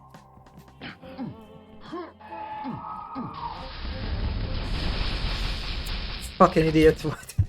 I sealed it. I forgot that I sealed it actually. Let's see, can I... It's just a breakable, I think, right? It is... Punk... Breakable. Is it breakable wall or is it just breakable? Have you seen the Pitch Black movie? Is it the title? The Pitch Black? No, I don't think so. The name doesn't ring a bell to me.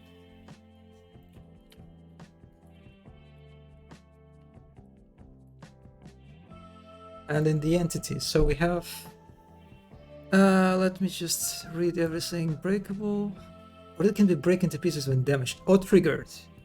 So let's see if I do this, right? Turn it into trigger once. Let's put appropriate texture. What it? No, I guess I'll use this trigger. Yeah, this is much better. So we have like this breakable that has a name, that's supposed to have a name, right? So let's say roof trap floor. That's a beginning, and the trigger just targets it. Yeah, it does. I think it's supposed to work just... Let's rock. Let's choose rock.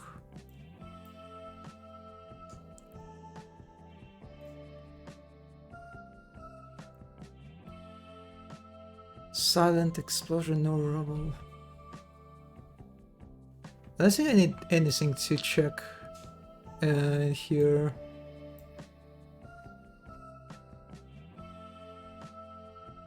Cannot be damaged. I guess I want cannot be damaged? We'll see. The creatures in the film have exact same shape of heads as your gargoyles here? Alright, that sounds super intriguing. What is it, some kind of horror? It's a movie from the 90s, Vin Diesel is it? One of his first roles. Playing oh wait a second. The Riddick. Yeah, this is... I think this rings a bell now that you mentioned the Riddick. Yeah, I think I actually watched that movie.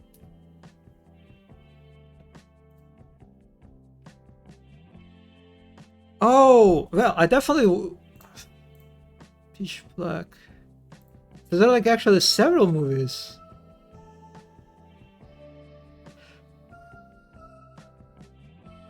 I definitely watched one of the movies, one of the Riddick movies, but I don't know if I watched that one. Yeah, I can see the creature that you mentioned. I see the image. Yeah, looks really cool. Oh, man, I kind of wanna just rewatch it, just every movie now, every Riddick movie. since I watched it, I think just years and years ago. Yeah, that's a good call. Okay, let's see. Let's test if that just works. Oh wait, if it doesn't. Hopefully it does. Because if it doesn't, I'm not really sure. How can I fix it? This on the spot. Oh,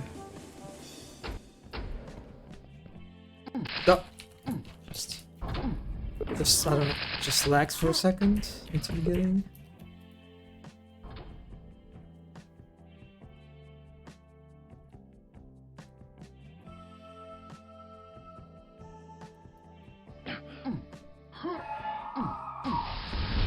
Yeah, that's exactly how it works. And here's water.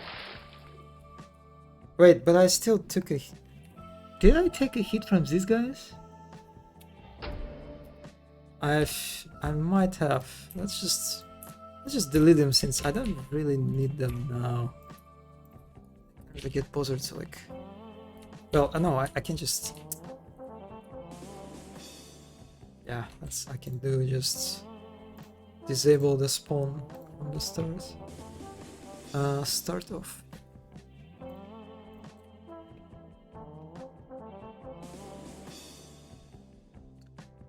You watch every movie.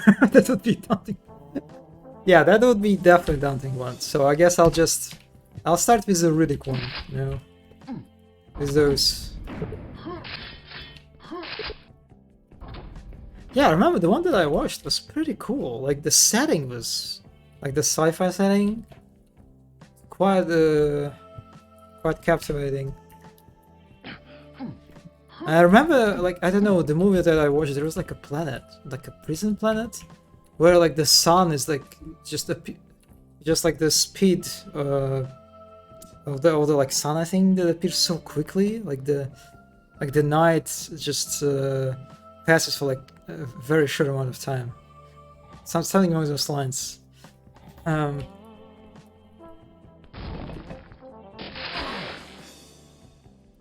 Wow. So I still take a hit. I guess I need to make it deeper. Okay, I get you. That was the second one. Chronicles are really good.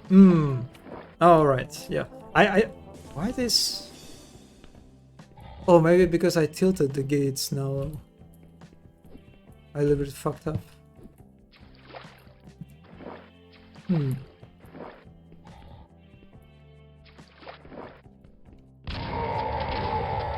Let's just kill them.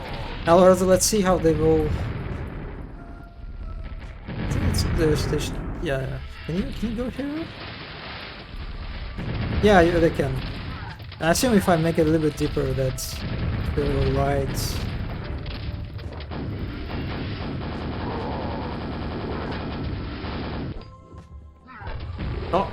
Oh, that was a sad jump. Also, another thing that you can see how the water is lit up not properly. I think I think there should be a fix. Yeah, I've read like on Discord about similar issues, so that's probably fixable. Those knights are tough. Yeah, they are like one of the unique enemies that I think Arcane Dimensions Pro have. And I kind of use them sort of as a mini boss, or like as a boss. Okay, let's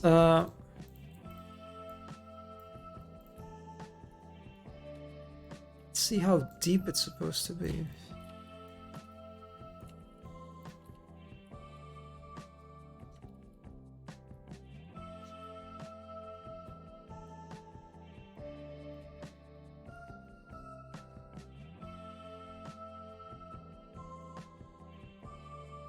That's an annoying spot. Yeah, I'll take it.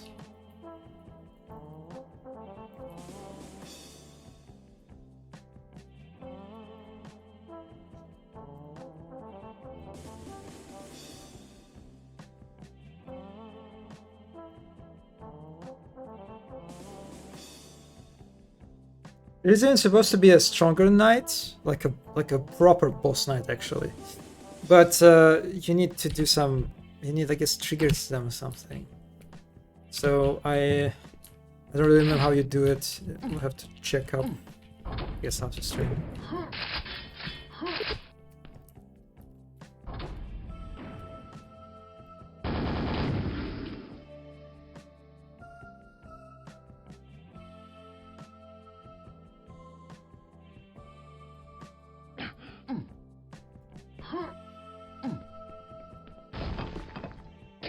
Yeah, now that works. Yeah, I'll probably have to add some a bit of a stairs, so like ramps for these guys to move through this. Oh, they can jump into it. Can you get out of here? Nah, they can't. Yeah, that's a bit too much for them. But that's not a problem. Can work around that. There should be a render option. Yeah, I think something along those lines. I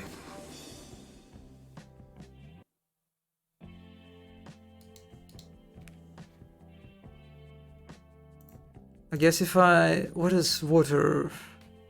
Shadow skill there? Guess there is just supposed to be an entity that I can... Train wall pressure. Maybe just detail, probably.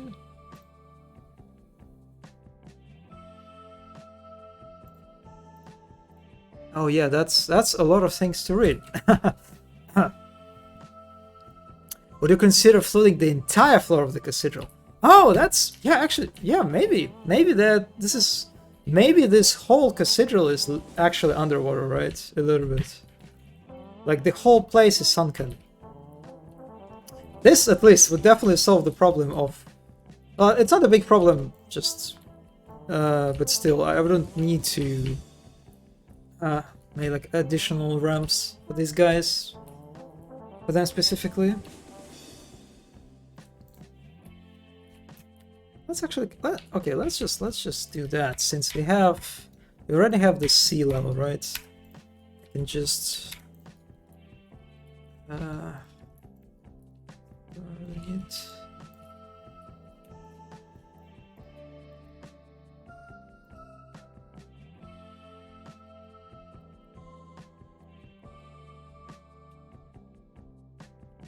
Okay, so I have this. I have like this chunk of land that I can...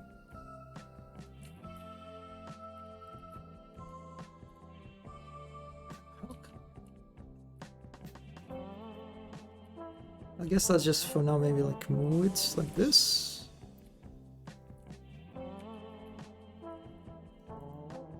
And just put it down.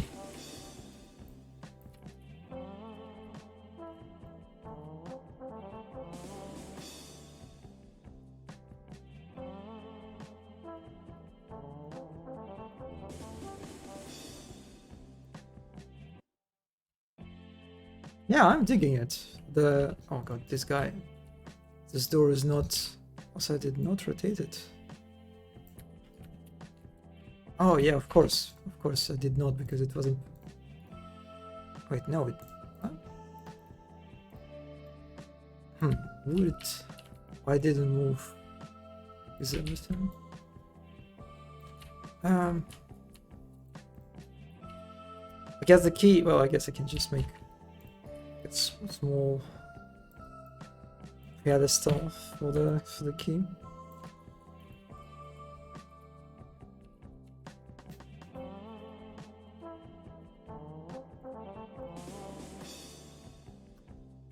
How did you make the ambience so hellish? Is it default? Oh, you mean like the fog?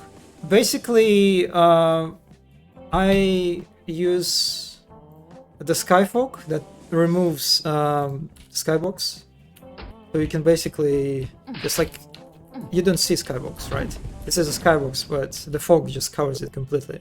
That's like one property for it.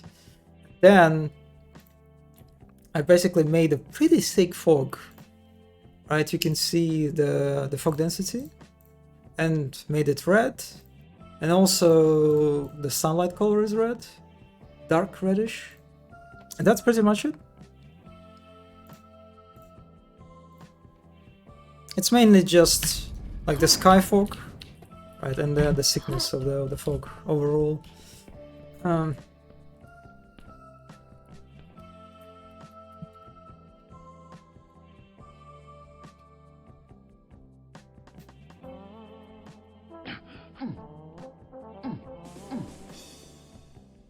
Oh, I didn't. Was the crumbling? Okay, I guess. Oh. Yeah. Okay. Yeah. I definitely need to work on the lighting of the water. Yeah, it's also a bit low res.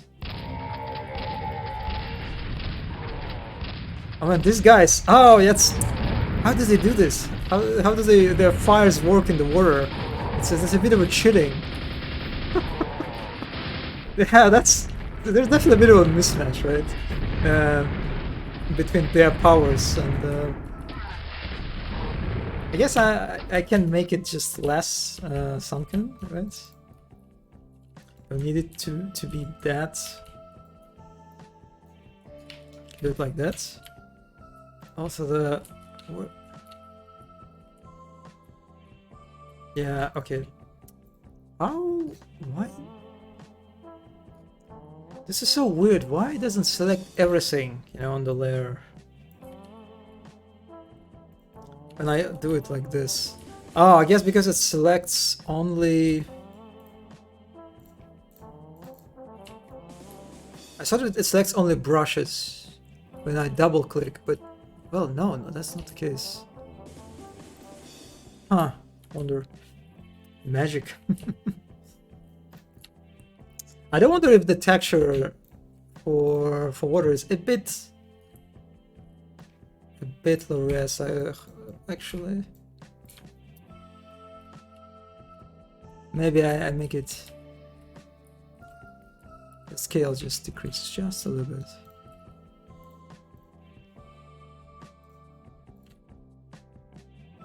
Okay, I think we figured out, like on a basic level, what the cathedral is about, right? The arena inside, the encounter on the roof is gargoyles.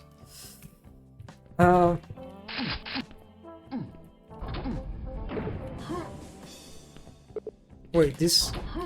Wait a second. Oh, they also moved! Because I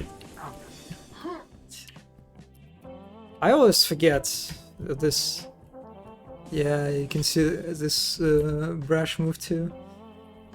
Like the work with layers is pretty tricky sometimes. When you like move on one area and then you just for a few moments move to another area. A bit tall. Yeah, that works. Yeah, this depth works pretty well, I would say. Just need to fix the lighting. And looks pretty good. Yeah, that goes for the cathedral. Oh, let me move these. Need them at start.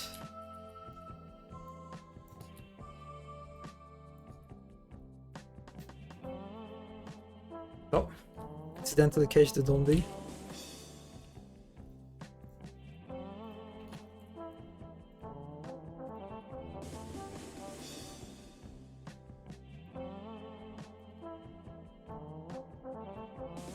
Yeah, I don't need you in this layer. Let's just move you to default one. Okay, this is our final area, basically. Or the end of the whole medieval area, pretty much. So now we basically let's consult our notepad. We did the cathedral arena, we did the roof encounter. There is like an idea of a classic encounter with ogres, right? Underwater traversal, DPS race is knights.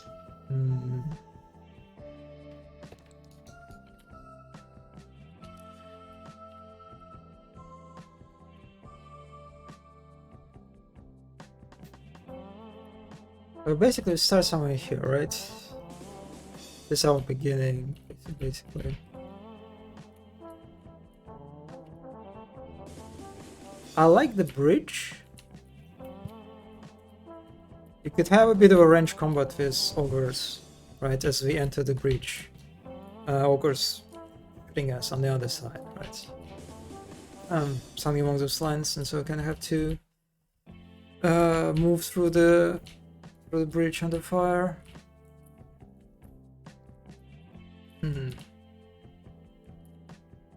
Not super vertical. Or maybe it's not that bad. I really want to use these flying buttresses, right? Somehow incorporate them into this whole area.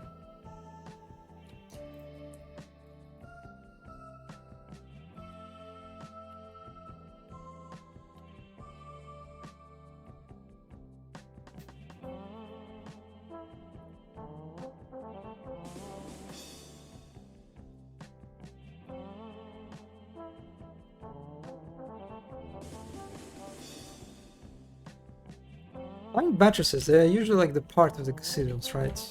They're usually just stuck to the sides, right? As far as I remember, kind of like that.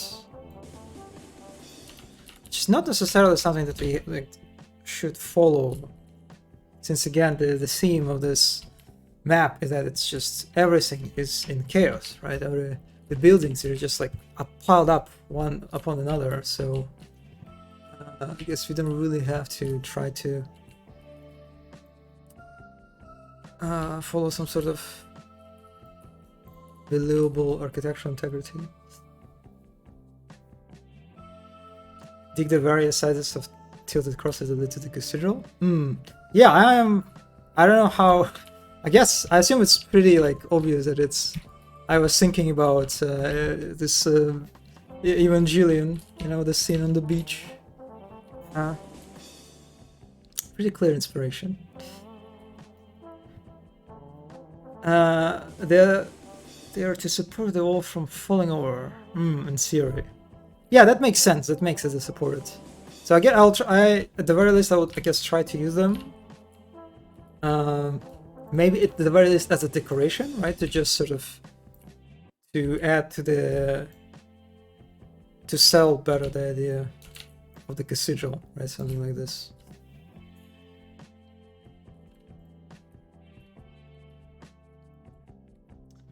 But I guess I can just like use them maybe just as a sort of separate piece of architecture to just kind of ended up here somehow.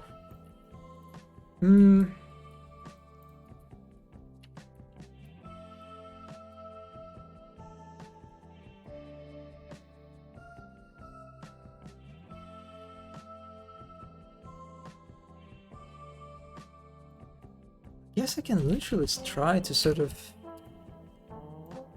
you know, try to recreate the Honor Londo encounter.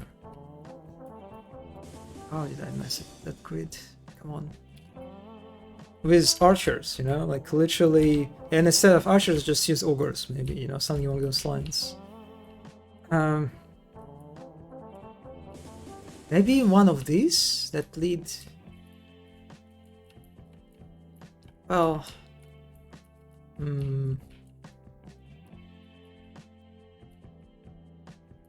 yeah, I don't know. I think I like the tower sort of connection better.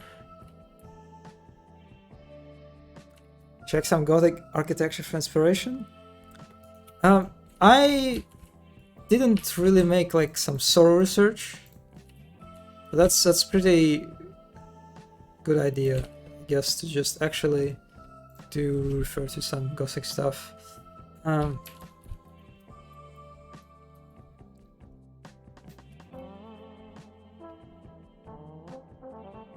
But for now, I guess just kind of digging this attempt to recreate the Honor Londo. Maybe say like literal crossbow enemies, right? Like these guys. Or ogres can be used too.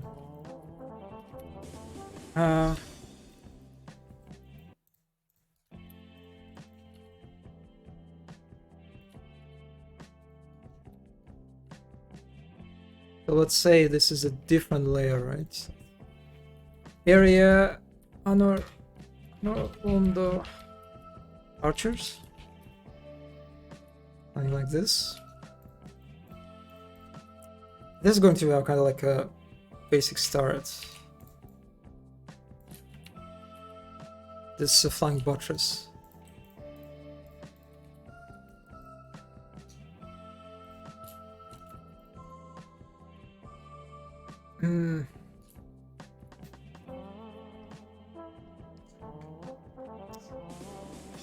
Let's find the guy for...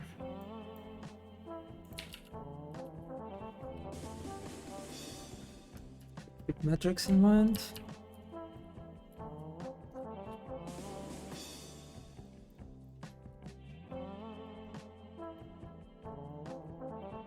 Keep the towers, just in case. So let's say we have this flying buttress, right? Definitely, it's a bit short. This distance that I kind of just randomly picked up. I definitely want it longer than that. And then we need ogres.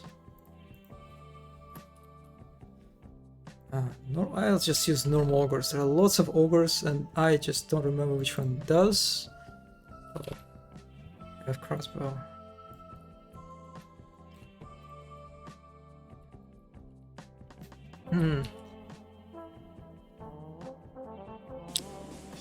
So what's the idea, right? We're basically... You start from one end, you have ogres and crossbow enemies that shoot us from the other. So we need some covers, basically, right? That we can use. Maybe actually I can use these towers as covers, right? Maybe let's say you have towers on each side. This is kind of what happens, right? As far if I can remember correctly, in Dark Souls. In Dark Souls, you have in Honorlund you have like only one tower basically that kind of defends you like this, right? And there's like a flying, and then you have to like run around, I think, right? Which is not very helpful. Not sure it will work this particular setup for Quake combat, since we don't really want to run toward them, right? We're kind of counting on more just a range combat of shooting from covers, maybe. And so we have these guys. How do I? They have their own positions, right?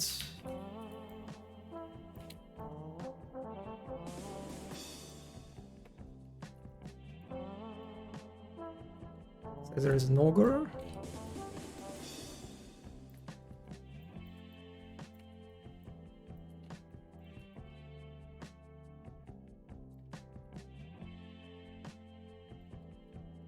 And then there is a crossbow guys. And maybe some of them like kind of stand in your way, right? Also, I wonder if I wanted to make it like a smooth connection. If I have to like force the player to jump up, kind of preventing, disrupting their movement a little bit if they want to just rush, you know, and add additional difficulty to that. So maybe push them a little bit more into this cover gameplay. I don't know, maybe not. Let's see. We have this guy that shoot us.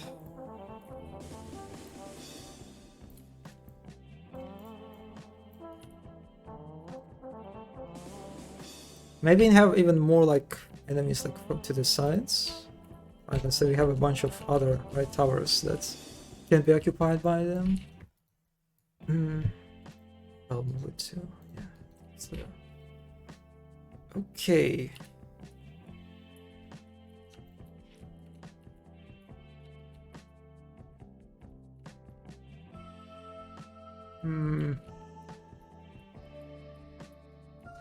Yeah, definitely. I'm not sure about the hate. Maybe that's a little bit awkward too.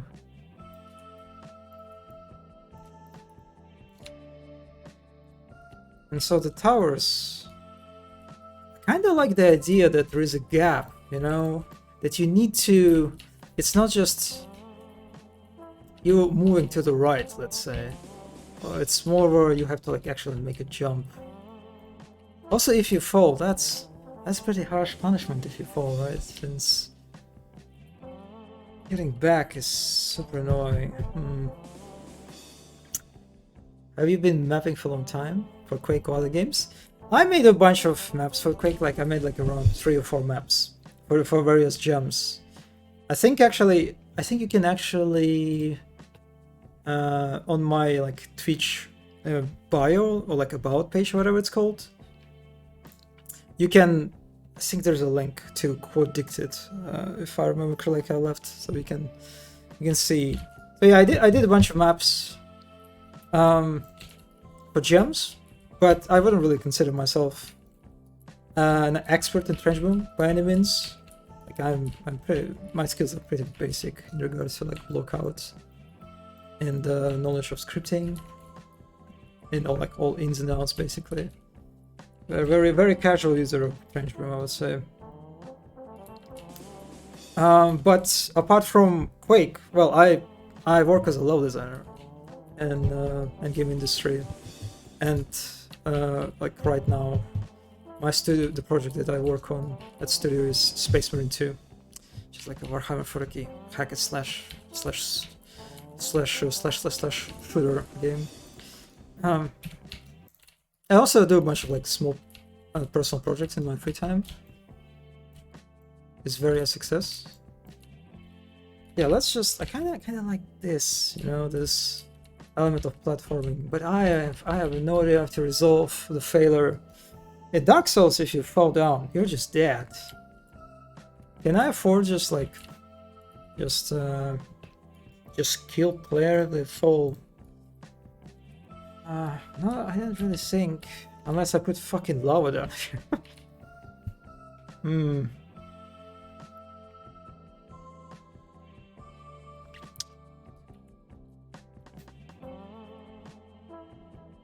Oh, there might be a pit. It should be a bit weird, right? The bottomless pit on the beach in this spot. Yeah, I don't know. I feel like I like the idea with the problems. Too many problems. So for now, let's say move on. And let's say I definitely need more, at least like 2 roads like this, right? Let's like one there.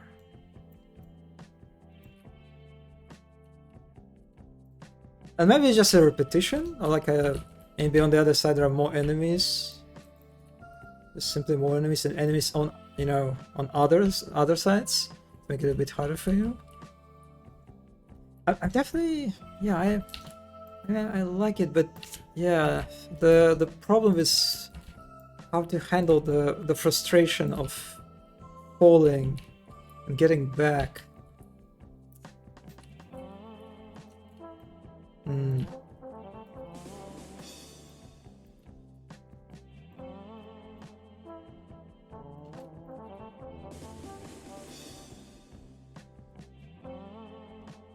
How does working in gaming industry treating you? Is it fun? Yeah, I would say pretty much. I consider myself a little bit lucky in this regard, since pretty much my teenager years, I decided for myself that I want to work in game industry, and since then I was just kind of like working toward that. And yeah, after the time flies. Is it like, I think I was 7 years, right? Is it 7 years or 8 years? I think it'll be 8 years in 2023. I'll be like working at current studio at Saber Interactive. So I enjoyed pretty much. I enjoyed the level design. I enjoy like constructing spaces, you know, for the player to experience things. And yeah, after all these years, I still find it pretty much fun. I also, another thing that I consider myself lucky in is I don't have experience of lots of crunches, you know. When you think about like work in AAA industry, for example, right? It's the first kind of like a drawback that comes to mind. It's crunch culture. Right? How terrible it can be for your health, whether it's mental or physical. I thankfully managed to avoid it so far. Kind of like the worst part, you know. You can say, let's just test it out. I just wanna feel how it plays out. Crunch. Crunch refers to like these periods of extreme overwork. You know, when you have to work on weekends, when you have to work like lots of hours, basically toward late night. You know, having very little sleep, very little sleep at all, and doing that for a prolonged amount of time, like for months, for example. Yeah, I remember like one of the like personal, like not directly personal, but I remember talking to a QA, a tester on one of my previous projects that I worked on, who had to crunch a lot, like the QA department at our studio. They're kind of having really hard time in this regard, and I remember him telling me that for like at least several weeks, basically, he had this routine of going to work, working till the late night, going back to his apartments, having like 4 hours of sleep, and then immediately going back to work.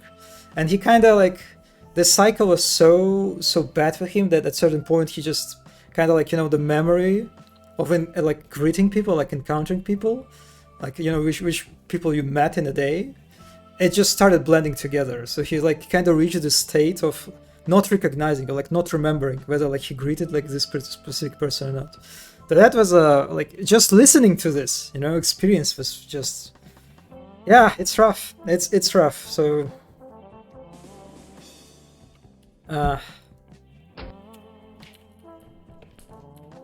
yeah, I'm happy that I managed to avoid it for now. Yeah, pretty brutal. Okay, let's just see how this will go.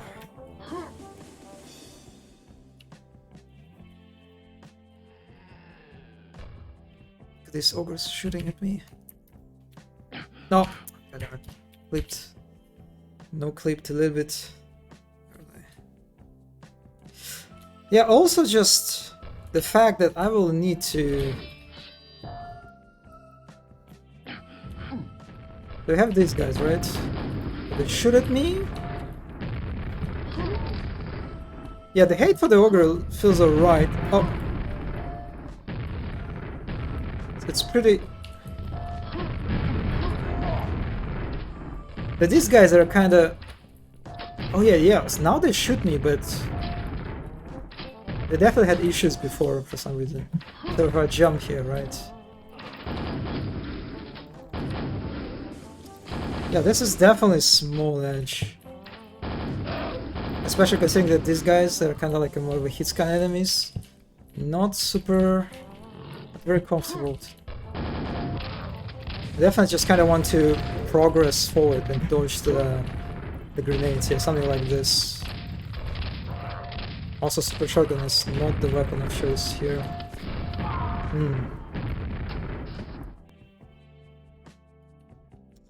Yeah, and then just in general, definitely felt a bit narrow.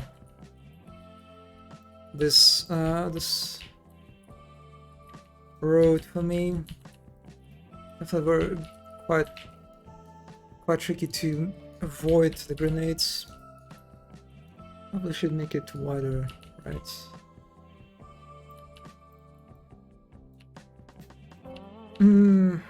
Yeah. I don't know, I kinda should be, I think, very careful with the scale of this thing. If I make it a bit too wide, it's just kind of feel like you just start losing, you know, like, because the flying buttresses, right? They're not usually very wide, right? As far as I remember, they're not that gigantic.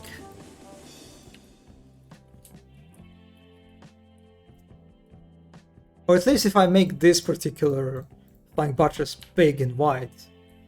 Now I kind of like kind of have to, I don't know, for the sake of consistency, sort of follow the scale here too, which I don't really want. Or maybe...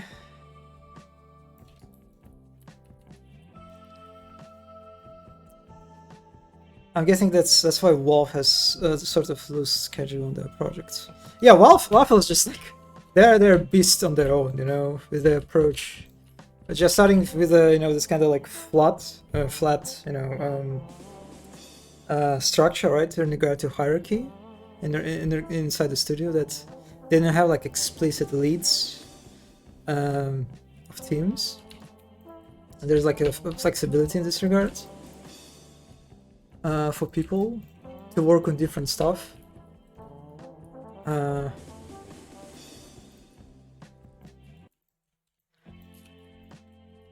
yeah, personally, I don't remember like hearing lots of stories about crunching at Valve.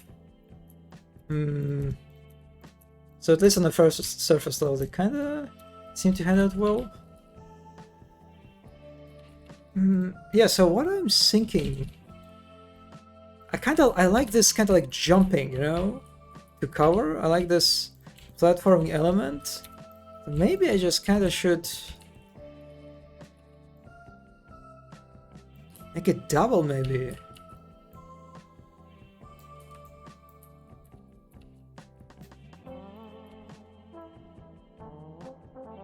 Right, let's say you have actually two roads that you can like jump from one to another.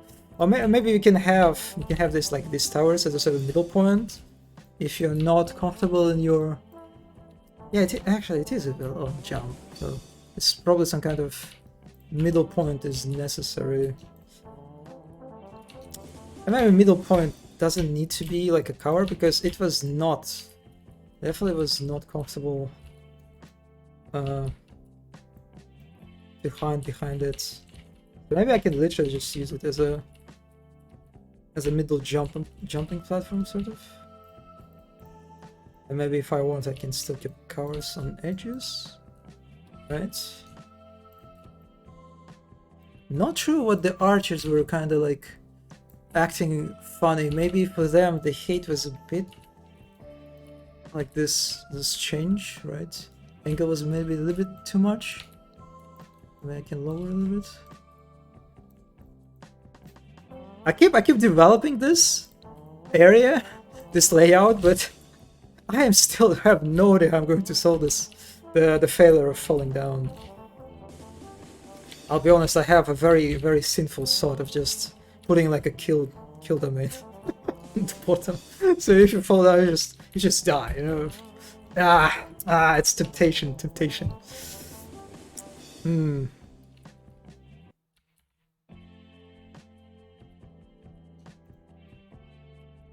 Actually, maybe I should have, instead of one, I should maybe have several. Because if I'm trying to jump right to another road, maybe it's okay. Let's keep it. Let's see. Yeah, it's getting bigger and complex. I'm committing more to this, but yeah, yeah, there's like this simple problem of how to handle failure of falling down.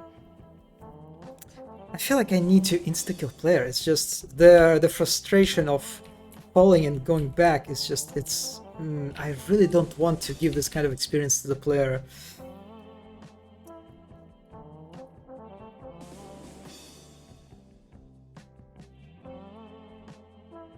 Maybe I don't even need to use it here. Maybe it can be used. Huh.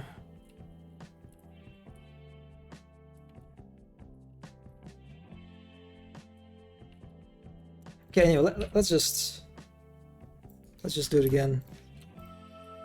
Just add this here. This here.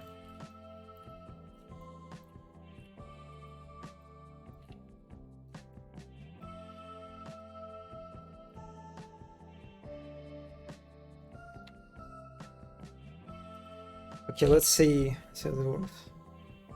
I like my game challenge as well, but there's a problem of just how it breaks the flow, you know, of the combat.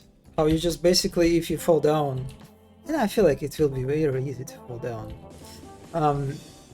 Forcing the player to do platforming during combat is definitely quite a task. Just not really sure I want to break the flow for the player to fail, right?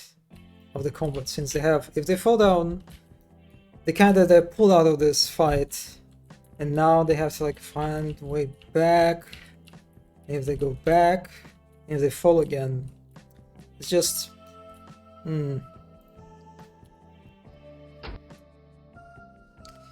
You can open up teleports on your way getting up these ramps. Teleports will leave there, hidden inside the side tower. And they work set to work on if you reach them for the first time. Oh, you mean like I provide a quick way to get back, basically, if you fall? Like there's like a teleporter on the bottoms? So you can easily get back into action. Yeah, actually, maybe that's like another way to tackle it. Just kind of reduce the difficulty, like the tediousness of getting back into action. Yeah, I kind of like it. That's definitely a thing to consider.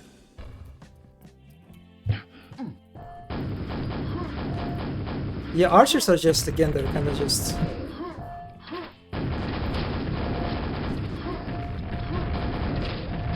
Oh boy. Oh boy.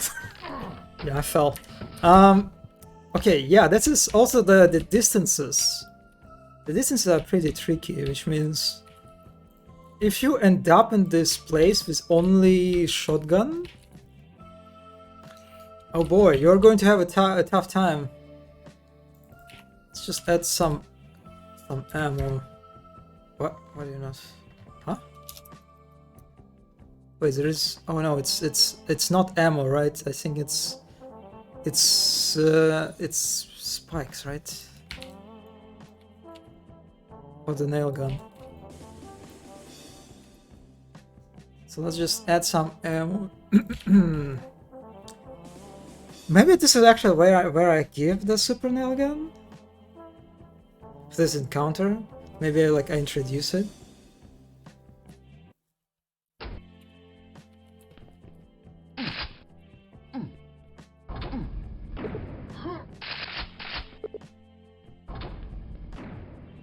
Yeah, there's definitely an advantage of teleporter in comparison, right, to just insta-kill.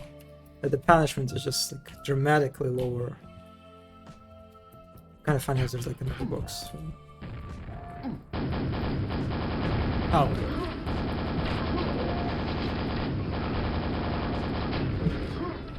Oh yeah, that's... Oh, I guess I can put maybe some health, you know, some health and ammo on this. So these are kind of like less of a covers and more of just like little like islands where you can refill some resources that you lost. Oh yeah, using grenade. Yeah, that's... Yeah, 3 ogres. Pretty tough.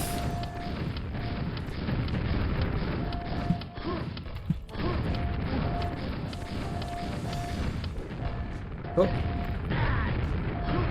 Ah, also actually, yeah, it kinda...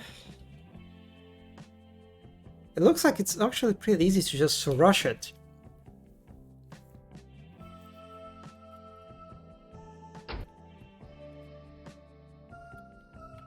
Let me get all the weapons, all the ammo.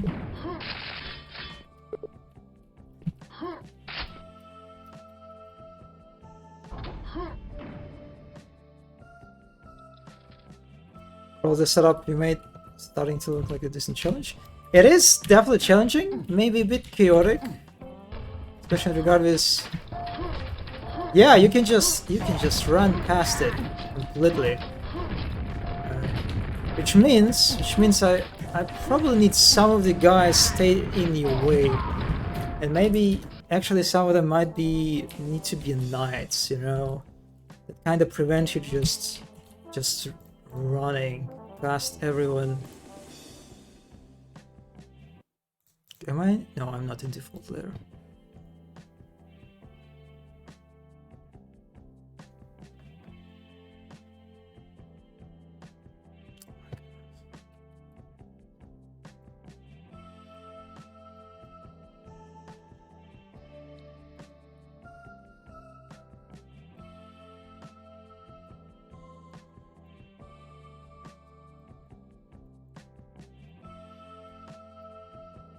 So maybe knights and yeah, 3 ogres at the same time.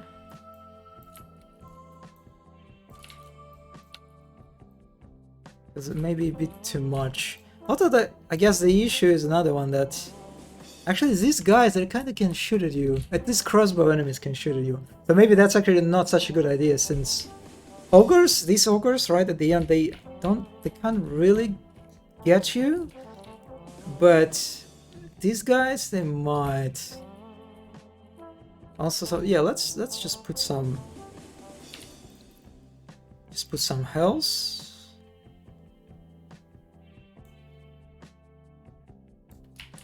Maybe health here.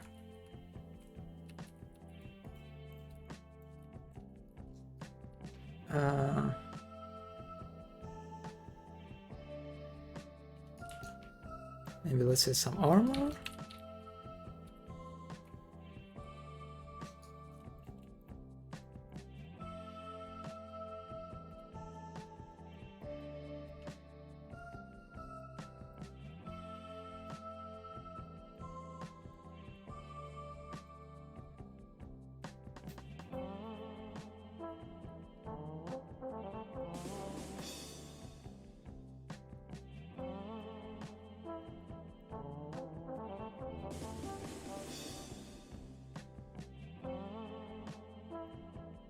Let's put some health and maybe ammo here. Spikes.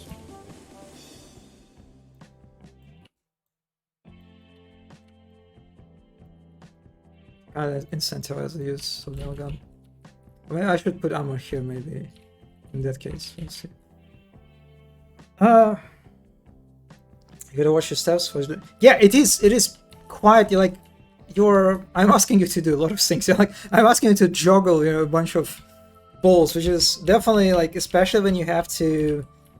There is a possibility of you falling down. That's definitely tricky. Yeah, let's do it again.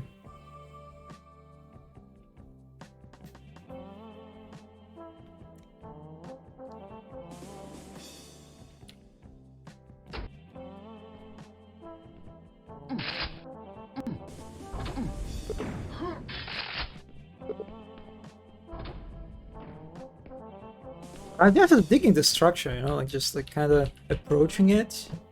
Even so, yeah, I am not sure I want to approach it like that. All the guys, maybe I'll have to put them in monster closets or something. Probably will have to do that. So they couldn't just stay like that from the beginning, right? Yeah, if I just like pass down. I guess I kinda still can do that. No. Yeah, if you're...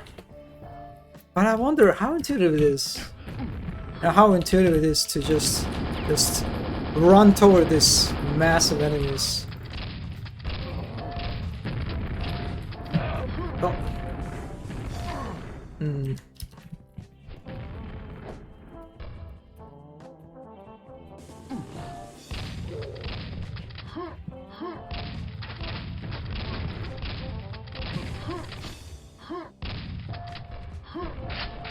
Also they're in the shadow, actually, so that's not very good.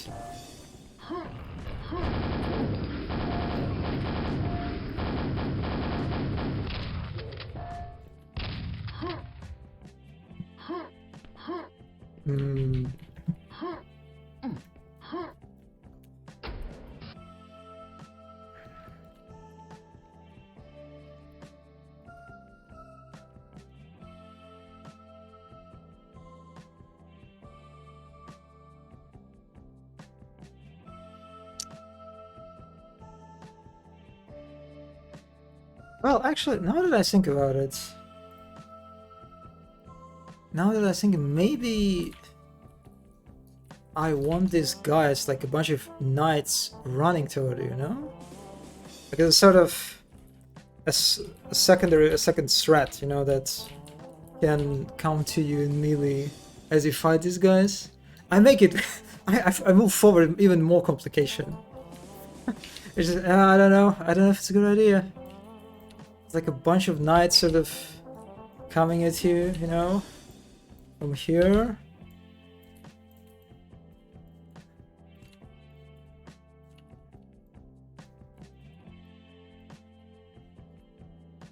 Right, something like this. And you have to deal with them at certain points. And so again, it's pretty long. It's pretty long distance. It just overall feels a little bit awkward, you know? Just like this, the movement is... It's very, very tricky.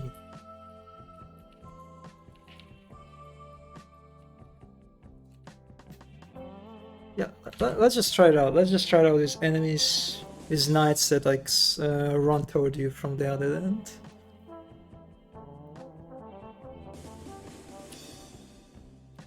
I wonder how bad it's going to be.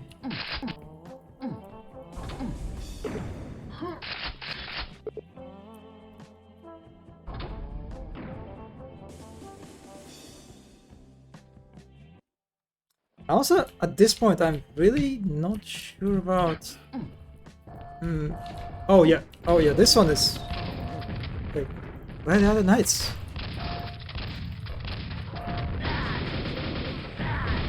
Oh, yeah, that's... It's just so easy to fall.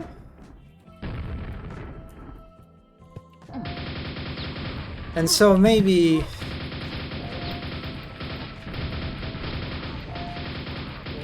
I just feel like I need more covers. Simply more covers.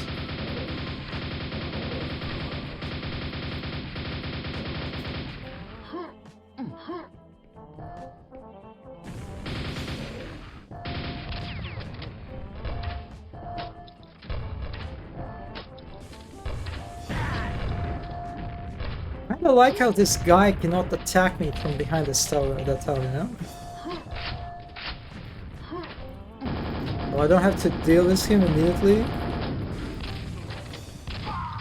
Oh, actually that.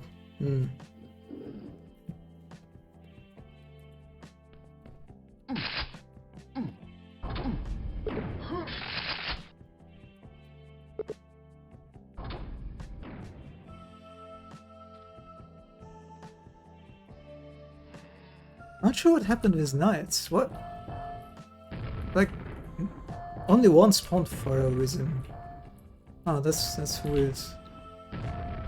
Did others like clipped on spawn or something?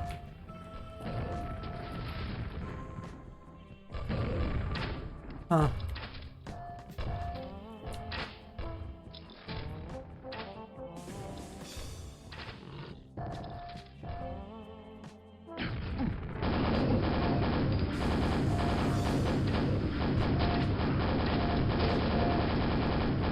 I definitely need to focus on crossbow enemies first.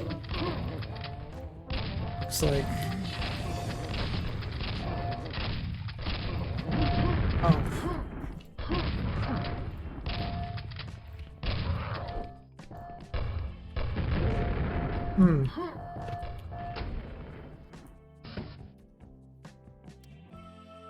Yeah, there is something to it, I just...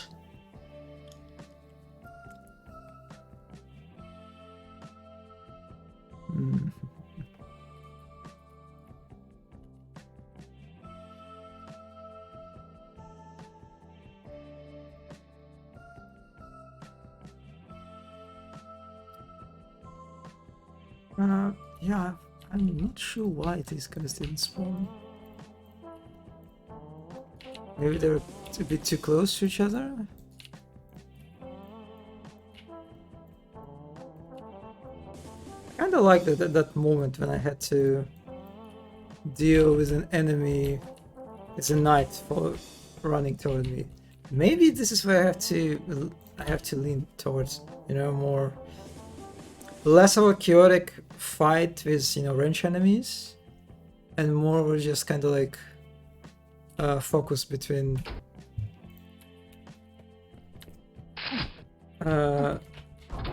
target prioritization, right, that you have to do with the knights when they approach you.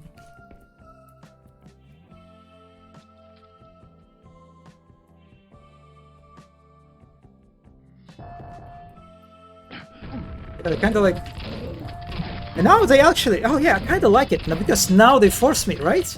They force me to get on the other platform.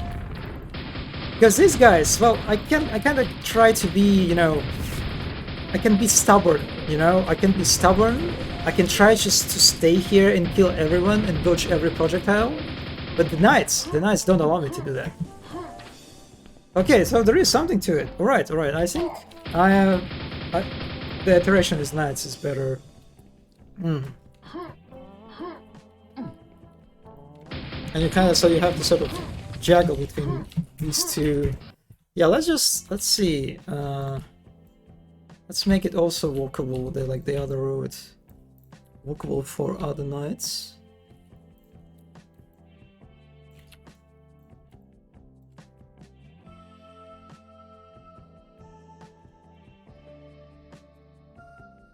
This guy.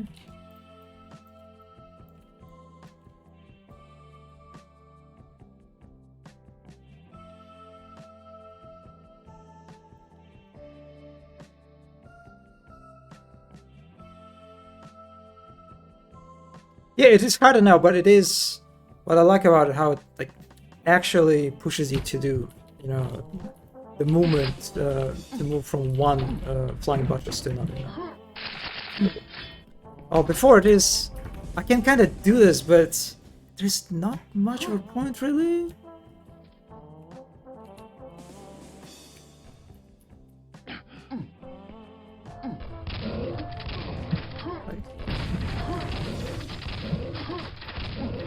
Right? Yeah, this is kind of... Yeah, this is actually kind of fun.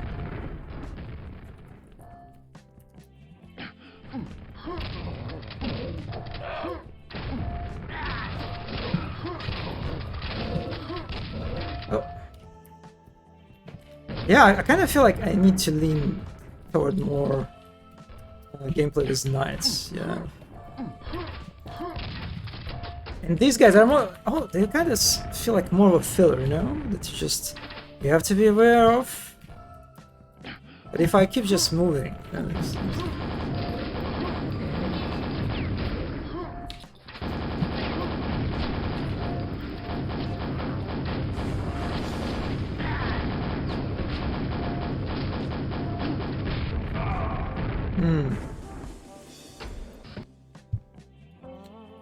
Yeah, okay, I think there is something to it. I definitely need to...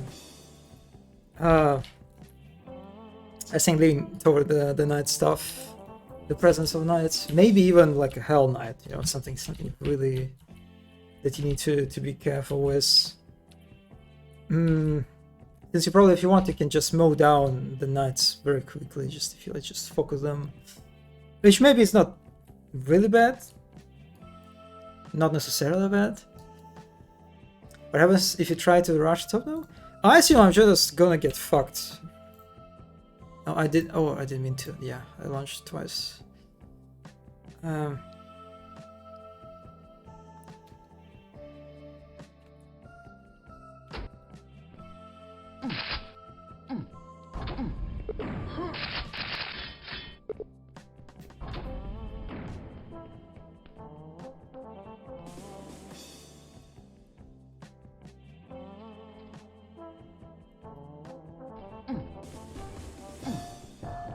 Yeah, I can, if I focus them right immediately, right, I can do that. I can rush, but that's a risky move, I would say, especially if it's say there's a Hell Knight on top, right?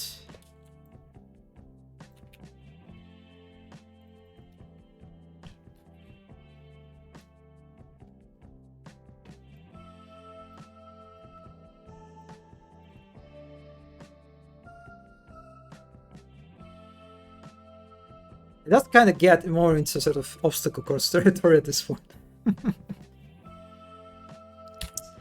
I did not. Karaoke Nightmare gave a good idea of maybe instead of insta-killing the player, maybe just kind of reducing the tediousness of getting back by just like putting maybe like a teleporter, you know, at the bottom. So if you go down, you have like, you can immediately go back into action. So that's, I kind of like this idea.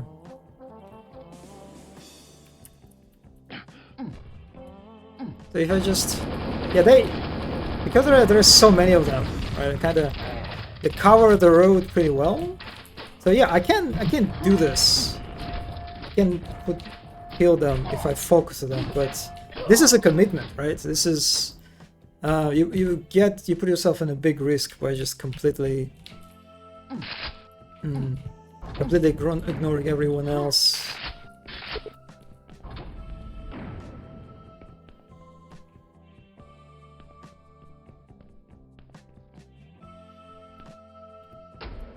I wonder actually I need to put, maybe I don't need to have two of these groups,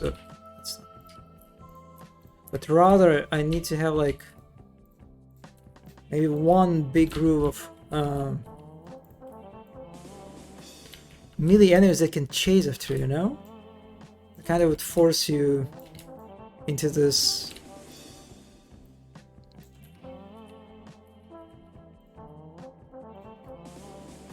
I also could do monster jumps, right?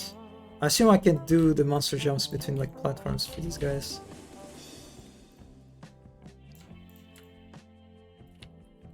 Something like this.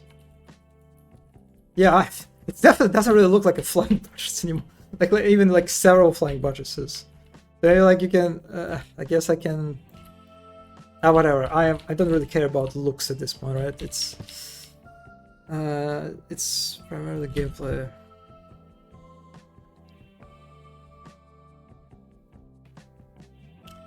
I suggested I thought you're gonna. Is that slow bridge at least twice the size longer?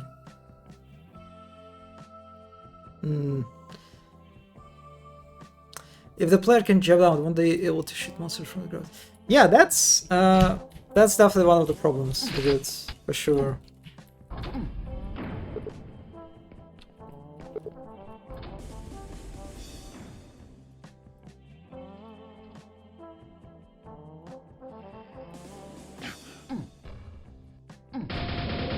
Like you have to jump down here, kill these guys.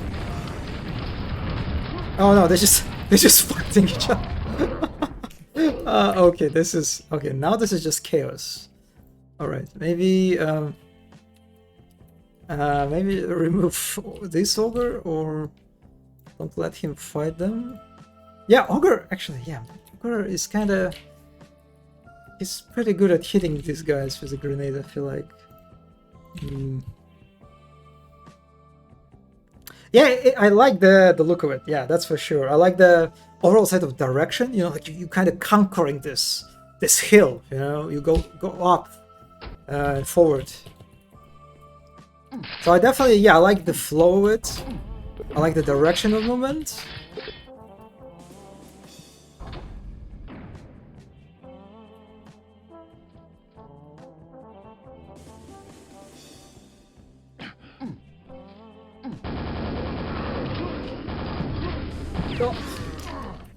Yeah, still.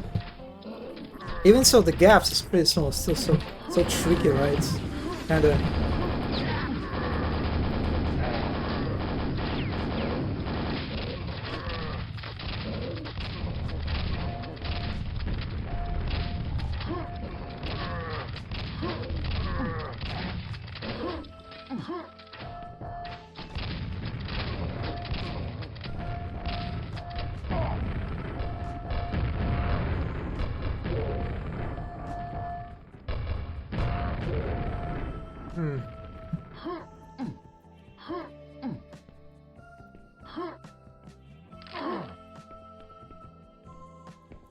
Pretty chaotic stuff. Maybe actually I don't need that many knights. Maybe I just need like several Hell Knights.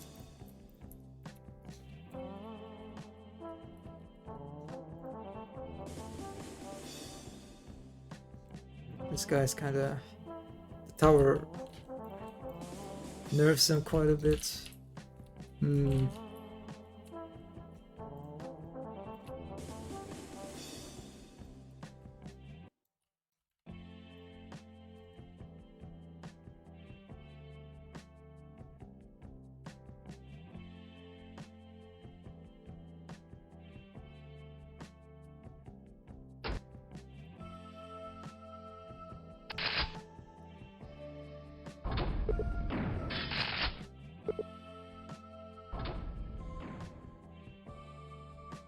The problem with this encounter also that it feels kind of better than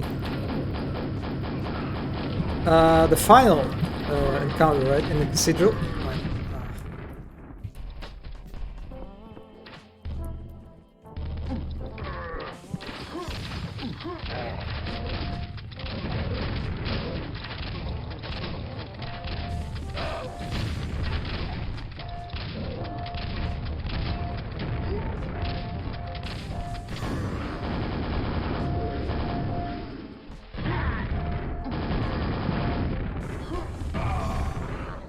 Close enough. That's not a right problem to have. Yeah, I guess you can say that. Maybe, you know, I've been thinking about what does the final area will look like, you know, what's like the final sort of arena inside of the wall. And if there is even should be, you know, a final arena inside of the wall, since I can find myself, right, to this, like this one big medieval sort of area, right? But I don't... Is it a good confinement? Do I necessarily have to, like, keep everything together, right? Maybe that's actually not a good idea on its own. Maybe I kind of need to separate these further.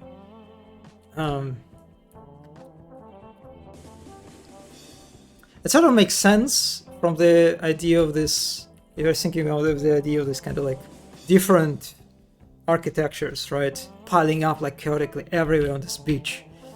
Well, it would make sense that it kind of makes weird that like there is only one medieval area, right? Like all the civilization, right? Just kind of piled up in only one place, right?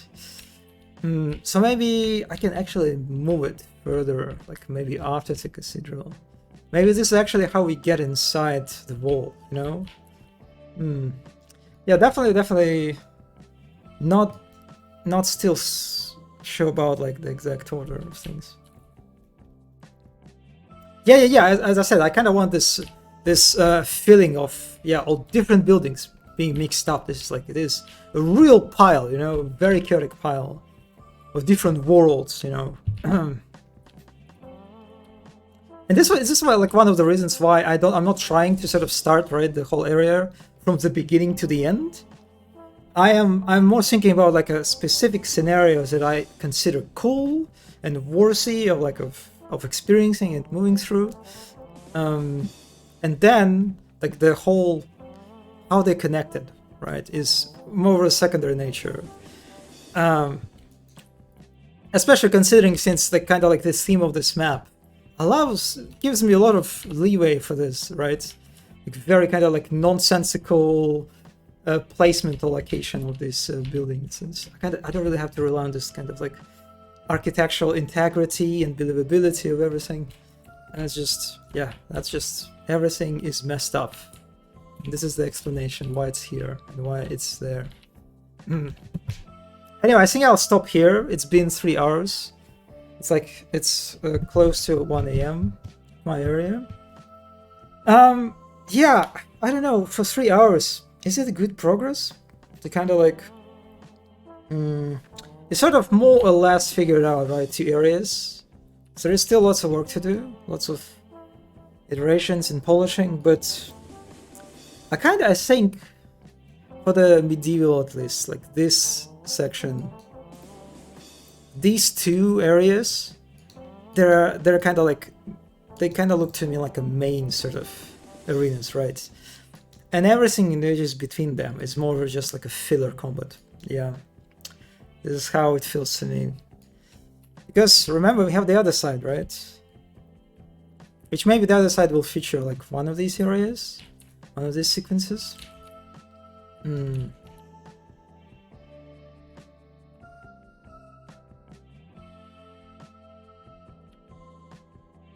Our design is a tedious work. Could I make a lot of ideas and teach them all to make some more? I mean, yeah, that's. I mean, I guess it's kind of like just overall in nature of iterative design, right? When if your work comes down to just lots of iterations and iterations and iterations, it's just how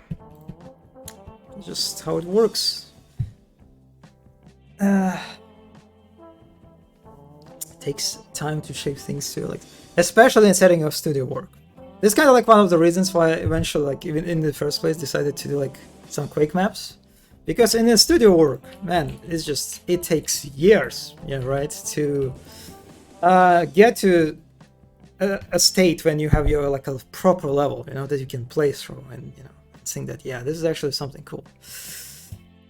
Yeah, in regard to like mapping for something like a Quake jam, well, you can take like 3-4 hours and already get some meaningful and something that works, something that looks like can be playable, right? The feeling progress is shortened quite meaningfully. Yeah, but anyway, that's it for me for today. Since this jam takes 2 weeks, I probably will stream more of this work, the map. Maybe on Saturday, right? Since I don't really have lots of time actually, considering my how quick I am and stuff like that. So I'll probably will stream on Saturday more of the work on this map. But anyway, thanks Dombi and Karaoke for stopping by. Thanks anyone who watched this SWAT. And I'll see you next time. Yeah, have a nice rest of your day. And bye-bye.